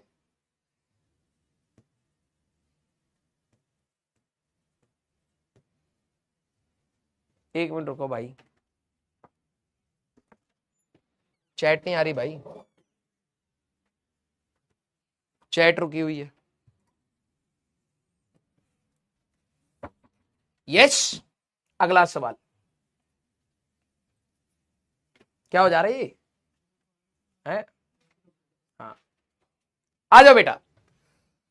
तो अब आप देखिए बेटा कि हम लोगों को अपनी, कोई बच्चा बोले सर मेरे को ज्योमेट्री नहीं आती है, तो भैया दिक्कत वाली बात है, ठीक है। हाँ आ जाओ, अगला सवाल सारे बच्चे जरा देखना। अब तुम कहोगे कि सर ये ऑप्टिक्स का सवाल है, बिल्कुल। A ray of light travelling in the direction I/2 plus √3j is inclined on a is incident on a plane mirror. After reflection, it travels along the direction 1/2 I cap minus √3j cap. Find the angle of incidence. सारे बच्चे, हाँ सारे बच्चे। Sir what about y? अरे भाई x match हो गया तो बस मैंने कर दिया, यही एक ऑप्शन था। y चेक कर लो फिर, y इज इक्वल टू 2l/पाई, हमारे पास sine of pi by L into X की वैल्यू आई थी l/3, ठीक है, डाल लो, ये हमारे पास आ गया 2l/पाई साइन ऑफ हमारे पास 60 डिग्री, तो ये आ जाएगा 2l/पाई √3/2 ठिशुम ठिशुम l√3, ये रूट के बाहर होगा और कुछ नहीं है, ठीक है, ये हमारे पास रूट के बाहर होगा, ऑब्वियस सी बात है, यूनिट्स एंड डायमेंशन तो पता ही है हमें, ठीक है। तो √3l/पाई सही तो आ रहा है, हाँ या ना सारे बच्चे? यस। अगला सवाल मेरे अंडर पेंटर ध्यान से करना। आ जाओ आ जाओ आ जाओ, very good. A ray of light travelling in the direction. अब कई बच्चे क्या होंगे कि सर इसको तो हम बना भी सकते हैं। मैंने कहा हाँ कैसे बनाओगे? सर देखा जाए इंसिडेंट रे एक्स में पॉजिटिव है और वाई में पॉजिटिव है, तो इंसिडेंट रे कहीं ना कहीं ऐसे जा रही होगी, क्योंकि एक्स में भी पॉजिटिव वाई में भी पॉजिटिव। मैंने कहा हाँ। फिर रिफ्लेक्टेड रे सर एक्स में पॉजिटिव है वाई में नेगेटिव है, तो ये जा करके कहीं ना कहीं शीशे से ऐसे टकराई है। मैंने कहा अच्छा। और फिर सर ये एक्स में पॉजिटिव है, लाइट हमारे पास ऐसे गई है, एक्स में पॉजिटिव है वाई में नेगेटिव है। कुछ बच्चों ने शायद ऐसे भी किया होगा। आ रहा हूं, ठीक है, हाँ सर। तो मैंने कहा कि तो फिर कैसे करें बेटा? तो सर देखो इसकी इंसिडेंट रे जो भी है हमारे पास, एक्स में है 1/2, मैंने कहा राइट, और वाई में है सर हमारे पास √3/2। तो सर ये वाला एंगल आप अल्फा, या यहां से आप ये वाला एंगल अल्फा निकाल लो। मैंने कहा कितना आएगा sir, tan alpha that is perpendicular over base. मैंने कहा हाँ, तो अल्फा की वैल्यू कितनी आ रही है सर, 60 डिग्री आ रही है। तो यहां पर ये 60 डिग्री है, तो ये भी सर 60 डिग्री होगा। तो हमारे पास इन्होंने बोला angle of incidence that is equal to 60 degree. हाँ, कुछ बच्चे 45 डिग्री कह रहे हैं। अरे वाह रे वाह, कितने बच्चों को, हाँ कितने बच्चों का यही आंसर आया है? सारे बच्चे एक बार दिल बनाइएगा। अब देखना सब आपको ज्योमेट्रिकल ऑप्टिक्स से ज्यादा तो आपको अपनी मैथ्स पे घृणा होने लगेगी। ठीक है, मैंने यहां पर क्या करा, क्योंकि भाई देख एक्स पॉजिटिव है वाई पॉजिटिव है, तो सर लाइट कहीं ना कहीं ऐसे जा रही होगी। मैंने कहा ठीक है। फिर उसके बाद सर एक्स पॉजिटिव है वाई नेगेटिव है, तो लाइट ऐसे जा रही होगी। मैंने कहा ठीक है। तो सर हमें एंगल ऑफ इंसिडेंस सी है। मैंने कहा राइट। तो अगर आप यहां पर नोटिस करें सर, ये वाला अगर आप अल्फा ले लोगे तो परपेंडिकुलर, अरे गड़बड़ हो गई क्या, परपेंडिकुलर, हाँ उल्टा हो गया, कोई दिक्कत नहीं, इंसान ही इंसान को नहीं समझेगा। तो यहां पर आ रहा है √3/2 हमारे पास, तो 1/√3 आ रहा है। तो अल्फा की वैल्यू 30 डिग्री आ रही है। यहां 30 होगा, 30 होगा, और क्या यार, छोटा मोटा तो दिक्कत वाली बात नहीं।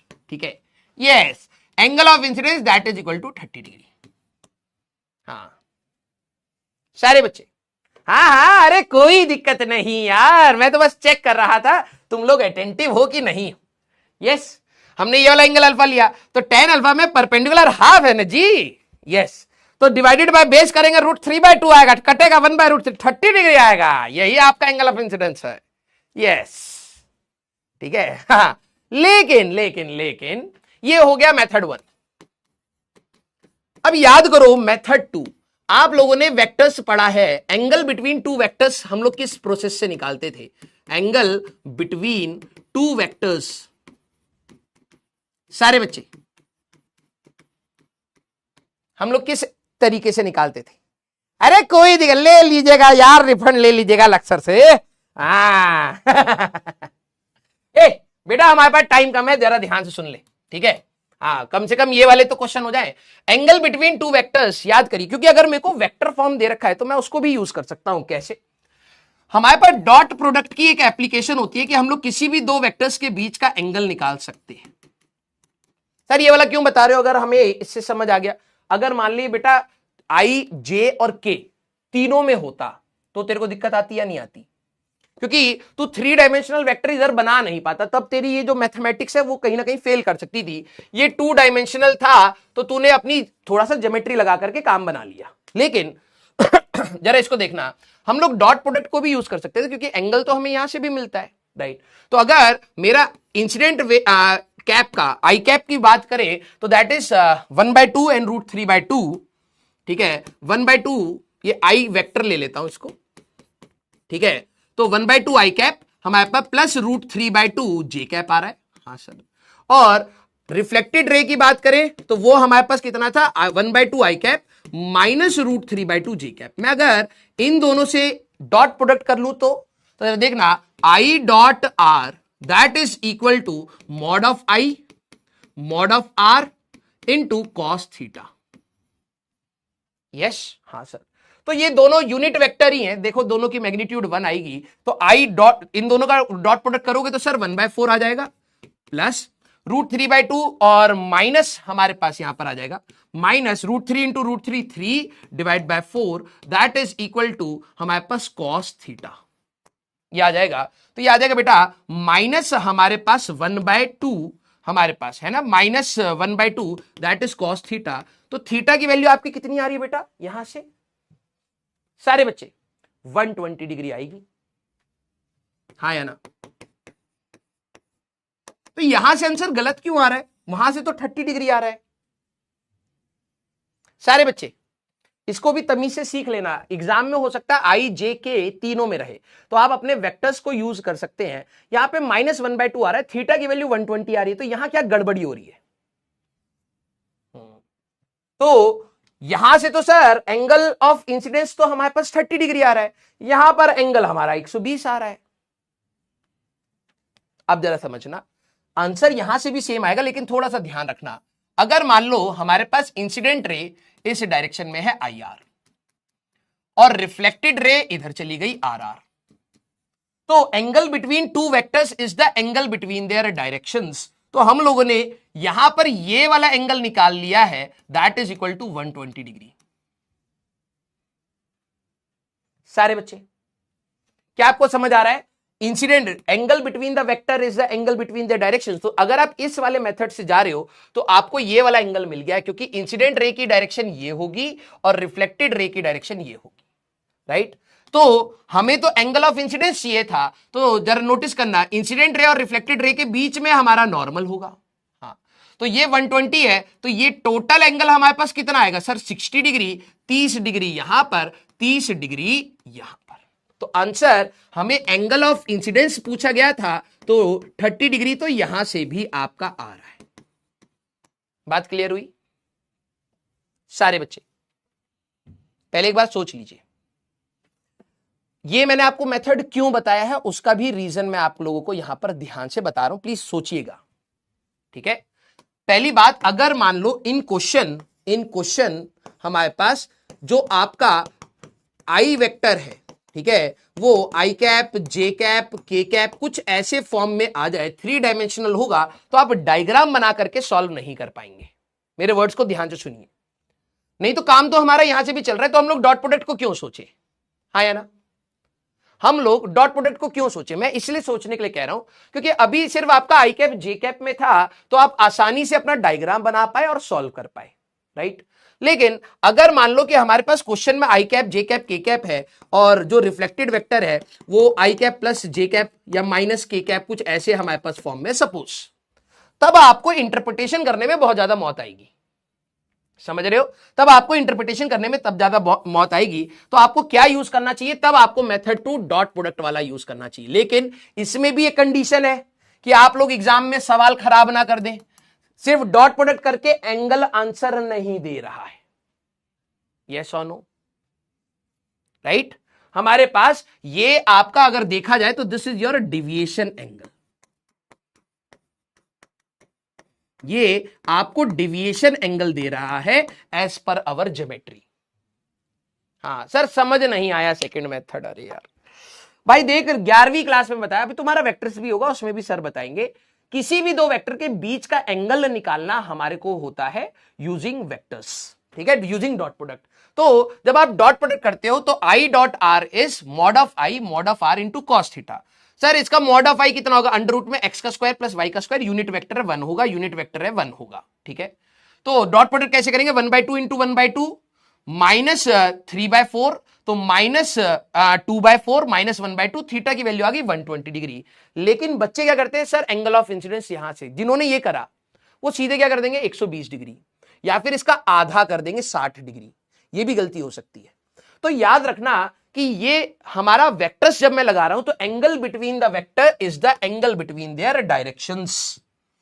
थोड़ा मैथ्स को भी साथ चलाना। इंसिडेंट रे अगर इस डायरेक्शन में है, रिफ्लेक्टेड रे इस डायरेक्शन में है, तो इनके एंगल बिटवीन द डायरेक्शन ये है। जो तुमने 120 डिग्री निकाला है ना, तो हमारे ज्योमेट्रिकल ऑप्टिक्स में वो डिविएशन एंगल है। तो 120 डिग्री यहां था, ये स्ट्रेट लाइन है, तो 120 यहां है, तो सर 60 डिग्री यहां होगा। मैंने कहा राइट। इंसिडेंट रे और रिफ्लेक्टेड रे के बीच में नॉर्मल है, तो 30 यहां हुआ, 30 यहां हुआ, तो एंगल ऑफ इंसिडेंस जो ज्योमेट्रिकल ऑप्टिक्स का था वो तो मैच ही कर रहा है, हाँ या ना? अरे बोलो भाई, बताओ भाई, बात समझ आई? हाँ, तो आप अपनी मैथमेटिक्स में स्ट्रांग बनिए, तब आपकी ज्योमेट्रिकल ऑप्टिक्स हाथ में आएगी, ठीक है? अब ये वाला सवाल तो आई थिंक हम लोगों ने पहले भी कर लिया है। The incident ray, reflected ray and outward drawn normal are denoted by unit vector A B C.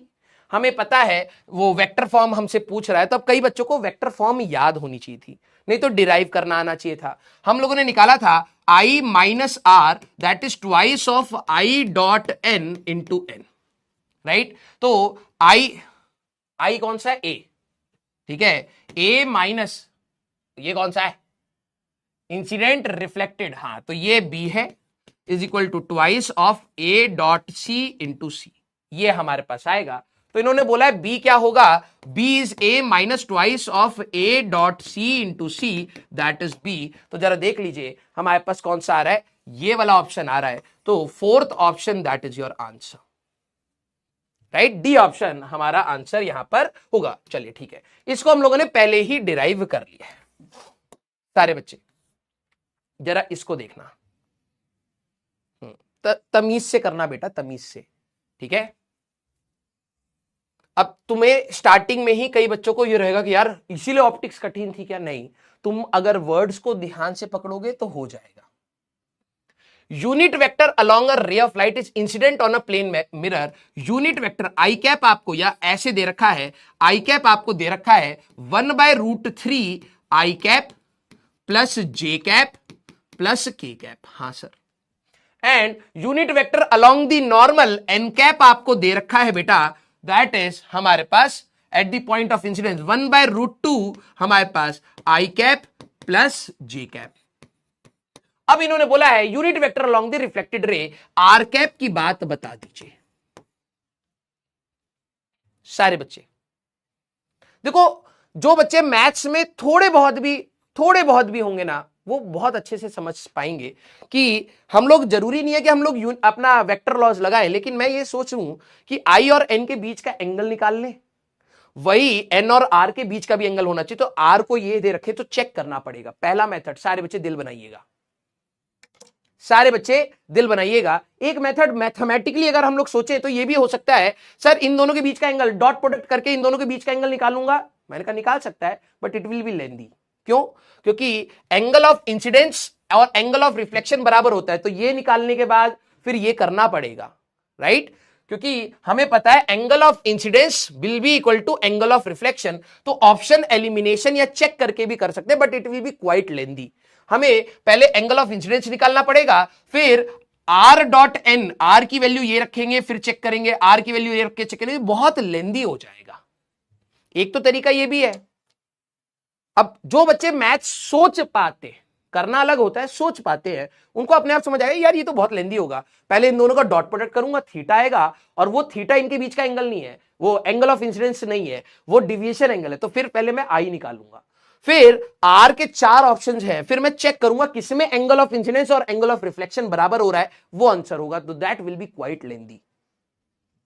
Yes, तो हम लोग उससे हट करके अब बात कर रहे हैं दूसरा मेथड क्या है सर। मैंने कहा दूसरा मेथड ये है कि आई, एन और आर, इनको रिलेट करने के लिए वेक्टर फॉर्म था हमारे पास। अब यूज करना भी आना चाहिए ना। वेक्टर फॉर्म हमारे पास है, that is I cap minus R cap, that is twice of I dot N into N cap. यही है। तो आई वेक्टर तो हमें पता है बेटा 1/√3 हमारे पास I cap plus J cap plus K cap, ये है, माइनस आर कैप हमें चाहिए, that is twice of I dot N. बेटा इन दोनों का डॉट प्रोडक्ट कर सकते हो? हाँ सर, डॉट प्रोडक्ट करना तो हमारे पास क्या होता है सर, x को x से मल्टीप्लाई करेंगे, y को y से मल्टीप्लाई करेंगे, z को z से। तो यहां पर आपका आ जाएगा 1/√6 प्लस i में आ जाएगा और j में आ जाएगा 1/√6, हमारे पास 2/√6। अभी के लिए मैं ऐसे लिख लेता हूं, तो सर ये आ जाएगा 2/√6, मैंने कहा राइट।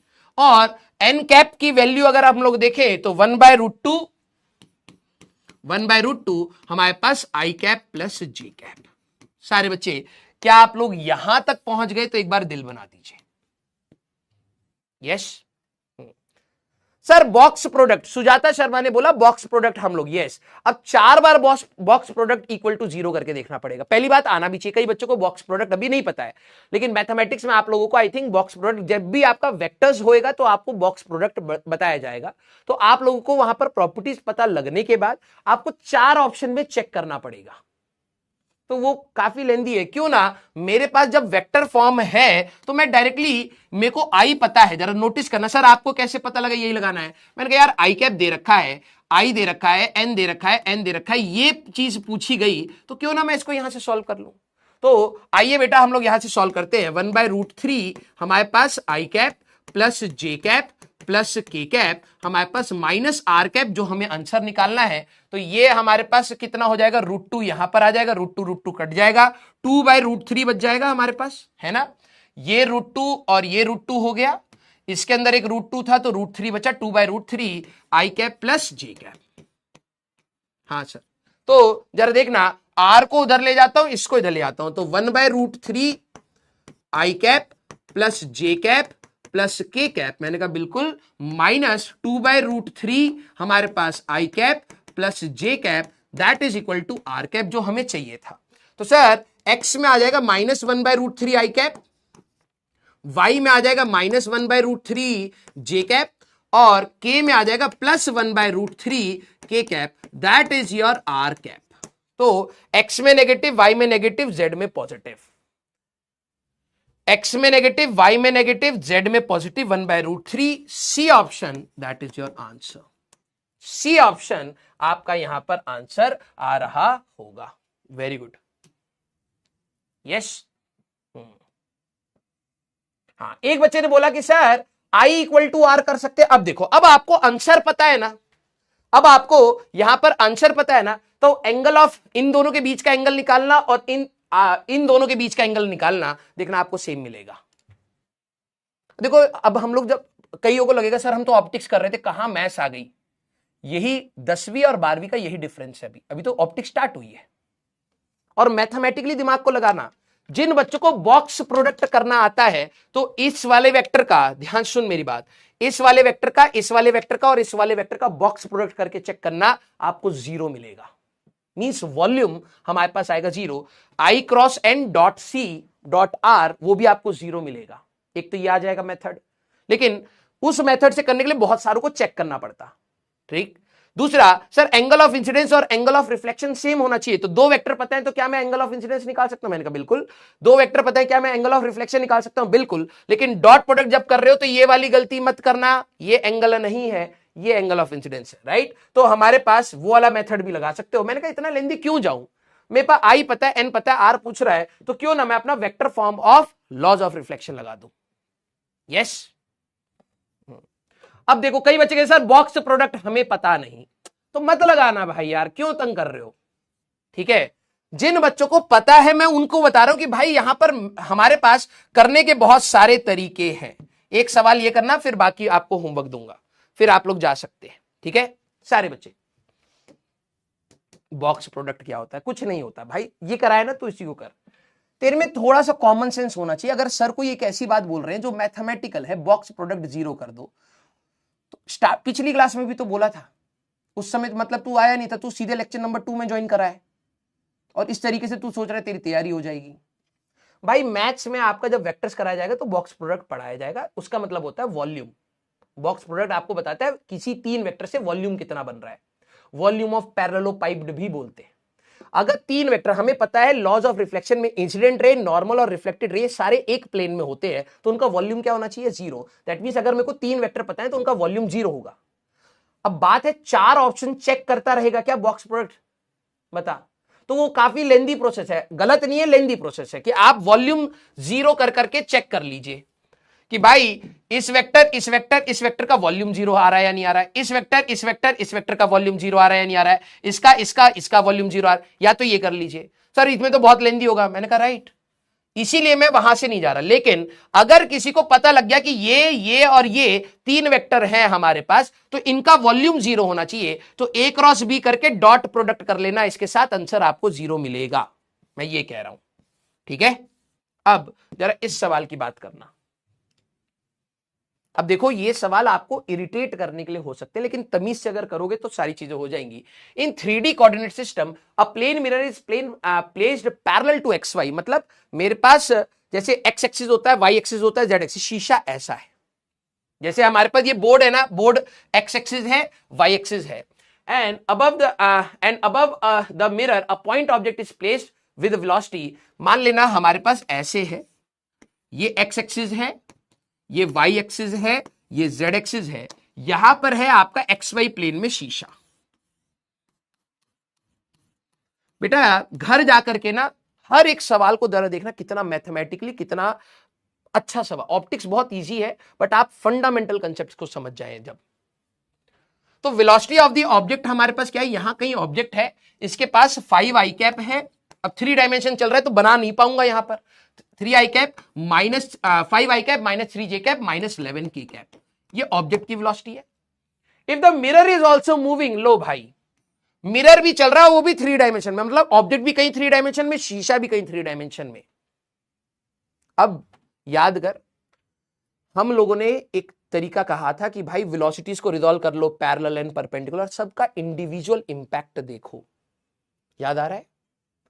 अब तू सोचे सर इसमें मैं क्या लगाऊं, इसमें अब कुछ नहीं लगा, 3 डायमेंशनल चल रही हैं चीजें। ऑब्जेक्ट की वेलोसिटी एक्स में भी है, वाई में भी है, जेड में भी है, मिरर की भी वेलोसिटी एक्स वाई जेड तीनों में है। Find velocity of image produced in the mirror. यह सवाल और खतरनाक हो जाता जब रिलेटिव वेलोसिटी आ जाता। तो रिलेटिव वेलोसिटी तो हमारे लिए आसान हो गया, एक बार इमेज की वेलोसिटी आ गई तो हम लोग किसी का भी रिलेटिव वेलोसिटी निकाल सकते हैं, किसी से भी कोई पंगा नहीं है। अब बात आ रही है वेलोसिटी ऑफ इमेज कैसे निकाले सर। मैंने कहा था सुपरपोजिशन, एक को रोक करके रखो, मिरर को रोक लेना। अब मेरे वर्ड को समझना, जैसे ये बोर्ड है, ये मेरे पास शीशा है, मेरे पास ये है ऑब्जेक्ट। एक्स एक्सिस किधर है सर, ये रही एक्स, ये रही वाई, ये रही जेड। मैं हिंट दे रहा हूं, जिसको खुद से करना है हिंट के साथ करना। शीशे को रोको, इमेज की वेलोसिटी बनानी स्टार्ट, ऑब्जेक्ट को चला चला करके इमेज की वेलोसिटी आई कैप जे कैप में लिखो। फिर ऑब्जेक्ट को रोको, शीशे को चला करके इमेज की वेलोसिटी पर निकालो, इंपैक्ट टोटल कर लो। मैंने अभी शीशे को रोक लिया है, ऑब्जेक्ट चल रहा है 5 आई कैप, मतलब ये पेन किस डायरेक्शन में जा रहा है, इधर जा रहा है, तो इमेज भी तो बनी होगी।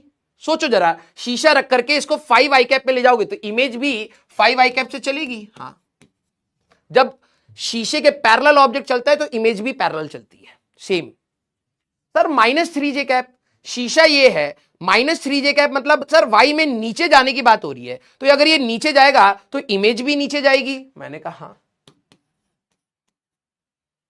Right sir. -11 के कैप, शीशा ये है, ऑब्जेक्ट ये है, -11 के कैप मतलब सर ये तो प्लस डायरेक्शन है, माइनस किधर होता है सर, इधर। अगर ऑब्जेक्ट शीशे के पास जाएगा, यहां गलती होती है, अगर ऑब्जेक्ट शीशे के पास जाएगा तो इमेज कहां जाएगी सर, वो भी शीशे के पास आएगी। याद कर, जब शीशा हमारे पास ऐसे है, अगर ये 11 की स्पीड से ऐसे जा रहा है तो इमेज भी तो 11 की स्पीड से आएगी। शीशा ये रहा -11 के कैप, मतलब नेगेटिव डायरेक्शन में जेड के अलॉन्ग जा रहा है 11 से, तो इमेज पॉजिटिव डायरेक्शन में आ रही होगी सर +11 से। मैंने कहा हो गया, ऑब्जेक्ट का काम हो गया। अब ऑब्जेक्ट को रोक लेता हूं, शीशे को देखता हूं। शीशे के पास है 2 आई कैप, मैं अगर शीशे को इधर ले जाऊंगा तो क्या इमेज पर कोई इंपैक्ट आएगा? नहीं सर। ऑब्जेक्ट ये रहा रुका हुआ है तो इमेज यहां होगी। मैंने कहा हाँ, अगर मैं शीशे को 2 आई कैप से ले जाऊंगा तो क्या इंपैक्ट आएगा? कोई इंपैक्ट नहीं है सर। ये रहा +j कैप, शीशे को मैं अगर ऊपर ले जाऊंगा, अगर ऑब्जेक्ट रुका है तो सर इमेज यहां होगी, शीशे को ऊपर ले जाओगे तो सर इमेज पर कोई इंपैक्ट नहीं होगा, राइट। -3j कैप, ध्यान समझना, शीशे को अगर मैं नेगेटिव डायरेक्शन में 3 से ले जाऊंगा तो इमेज पर कितना इंपैक्ट आएगा? 2 गुना। याद कर, जब शीशा परपेंडिकुलर चलता था ना अपने प्लेन के, तो अगर वेलोसिटी ऑफ मिरर v है तो इमेज की वेलोसिटी 2v होती थी। ये चीज मैंने तेको बताई थी। ऑब्जेक्ट ये रहा, जरा समझ, शीशा ये रहा, इन्होंने बोला है मिरर इससे दूर की डायरेक्शन में जा रहा है। दूर क्यों? -3 के कैप किधर होगा भाई? नेगेटिव डायरेक्शन में z में। तो अगर ये 3 से जा रहा है, इधर 3 से जा रहा है तो इमेज भी तो दूर होएगी ना भाई। सेम डायरेक्शन में होता था, प्लीज कंसेप्ट को रिवाइज करके आया कर। ये अगर 3 से जा रहा है तो सर ये 6 से जा रहा होगा, सेम डायरेक्शन में। तो सर अगर शीशे को आप नेगेटिव डायरेक्शन में 3 से ले जाओगे तो इमेज नेगेटिव डायरेक्शन में इसकी 2 गुनी स्पीड से जा रही होगी। कितने बच्चों को ये बात समझ आ गई? दिल बना दो। कितने बच्चों को ये बात समझ आ गई? दिल बना दो।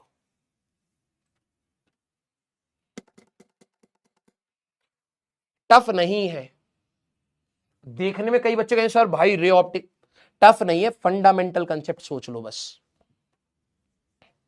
Sir mirror object was above the mirror, above the mirror मतलब कहने का मतलब सामने, ठीक है। फर्स्ट ऑक्टेंट ले ले तू भाई, फर्स्ट ऑक्टेंट। क्वाड्रेंट होता है 4 हिस्से, ऑक्टेंट होता है 8 हिस्से, तो फर्स्ट ऑक्टेंट में है। ये बात समझ आ गई?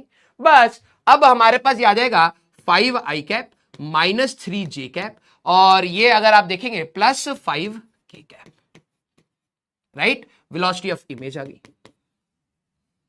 अब आपसे कोई रिलेटिव वेलोसिटी पूछ लेता तो कोई दिक्कत वाली बात कहां है? Velocity of image with respect to object बता दो तो मैं कहता भाई velocity of image minus velocity of object. लो भाई, कोई बोलता velocity of image with respect to mirror बता दो, तो मैंने कहा कोई दिक्कत नहीं है, velocity of image minus velocity of mirror करके मैं अपना सवाल सॉल्व कर लेता। यस, हाँ या ना? दो जगह दिक्कत आएगी मेरे को पता है, एक यहां वाले पर दिक्कत आएगी, प्लीज थ्योरी को रिवाइज कर, और एक यहां दिक्कत आएगी, प्लीज थ्योरी को रिवाइज कर। हो गया सवाल। रिलेटिव वेलोसिटी अगर ऑप्शन होता तो क्या घबराना है भाई, आई कैप जी कैप में आ गया V I minus V O, बस ये पता है, ये पता है, बस रिलेटिव वेलोसिटी करने में क्या दिक्कत है, राइट? अब आपको यहां पर दो सवाल यहां होमवर्क है, ये भी आपका होमवर्क है, ये भी आपका होमवर्क है, ये भी होमवर्क है, ये भी होमवर्क है, और हाँ, अगर मैं इस मिरर को यहां पर 3 डिग्री से रोटेट करता हूं, ठीक है, तो इमेज हमारे पास, image of source moves by, image of source moves by how much length, along Y.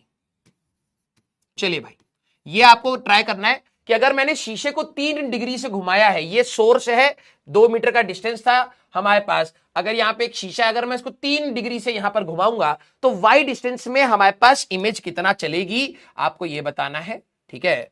और 2-3 सवाल और है, वो करके आइएगा, फिर नेक्स्ट। अच्छा, ये वाला सवाल एक रह रहा है, क्वेश्चन लिखा हुआ है ना, but should be the angle retracts, very good. अब देखना सर, ये नहीं समझ आया रिट्रैक्ट कैसे कराना है, वो अब कल की क्लास में देखो, कितनी छोटी छोटी बात ज्योमेट्रिकल ऑप्टिक्स आपका खराब करेगी, ठीक है? तो कल की क्लास में फील्ड ऑफ व्यू और नंबर ऑफ इमेजेस को हम लोग खत्म कर लेंगे, प्लेन मिरर खत्म हो जाएगा, फिर जाएंगे स्फेरिकल मिरर्स। ये भी आप लोगों ने 10वीं में पढ़ा होगा वैसे तो, ठीक है? स्फेरिकल मिरर्स भी आपने, कॉनकेव मिरर, कॉन्वेक्स मिरर, हाँ। 6 तो डिग्री आएगा बेटा। अब देखते हैं कैसे, कल रायता फैलाओगे, सॉरी बुलवाऊंगा। उन्होंने एंगल नहीं पूछा है, उन्होंने कुछ और चीज पूछी है, जो चीज पूछी है उसको निकाल करके लाना कल, ठीक है? यस। तो आप लोग समझ पा रहे हैं, ज्योमेट्रिकल ऑप्टिक्स कंसेप्ट बहुत प्रिसाइज है, बस उनको तरीके से यूज करना है। मैथमेटिक्स ज्योमेट्रिकल ऑप्टिक्स बोला जाता है भाई, पूरी ज्योमेट्री का खेल है हमारे पास। तो आप बेसिक चीजों को अगर समझ पा रहे हैं मैथ्स की, तो आपको मजा आ जाएगा, आपको लगेगा भाई यहां पे सब चीजें आ सकती थी, सब चीजें, ठीक है? यस। अब जैसे सर लॉज ऑफ मोशन भी डाल दो, मैंने कहा ये ले एक ऐसा सवाल भी, ये भी करके आना जरा। एक मान लो कि हमारे पास एक एम मास है, यहां पर हमारे पास एक पुली है, यहां पर आपका एक एम मास है, ठीक है, और यहां पर मेरे पास एक प्लेन मिरर है, ठीक है? हमारे पास ये ए है, ये बी है, ठीक है? फाइंड एक्सेलरेशन, रिलेटिव एक्सेलरेशन या एक्सेलरेशन ऑफ हमारे पास इमेज विद रिस्पेक्ट टू ए। ये भी जरा ट्राई करके आना, ठीक है? चलिए, ये भी एक बार ट्राई करके आना। तो सारी चीजें आपकी बनाई जा सकती हैं। न्यूटन लॉज ऑफ मोशन, अभी आगे चल के पुली वुली सवाल, कॉनकेव मिरर, कॉन्वेक्स, बहुत मजेदार है ये चैप्टर, ठीक है? रिवाइज करते रहना, बहुत छोटी छोटी चीजें चाहिए, बिलीव मी। जब ऑप्टिक्स खत्म होगा तुम्हारे पास मुश्किल से 50-60 मेन पॉइंट्स होंगे, कोई रटने की चीज नहीं है। मेन पॉइंट्स अगर आपको समझ आ गए, आप सही में खुद ही बोलोगे यार ऑप्टिक्स थोड़ी बहुत ना, हमें ज्योमेट्री चाहिए और उसके बाद कुछ नहीं है, बहुत फंडामेंटल है, ठीक है? मजा आया आप लोगों को पढ़ा करके? प्लीज जो बचे हुए क्वेश्चन होंगे स्लाइड में, प्लीज एक बार ट्राई करना, ज्यादा टाइम नहीं लेंगे, एक बार ट्राई करके आइएगा। कल फील्ड ऑफ व्यू के बारे में बात करेंगे, नंबर ऑफ इमेजेस, कल प्लेन मिरर खत्म हो जाएगा, ठीक है? Then we will go in spherical mirror. Spherical mirror में भी आप लोगों ने 10वीं क्लास में पढ़ा है, तो ज्यादा टाइम नहीं लूंगा, आप लोग जाइए अपना रिवीजन करिए और अपने एग्जाम्स को अच्छे से देकर के आइए, ठीक है? Love you all. तो please do let me know, मैं आप लोगों के कमेंट्स पढ़ूंगा बेटा, और मिलते हैं नेक्स्ट क्लास में। Till then tata bye bye, take care, पढ़ते रहिए और मचाते रहिए।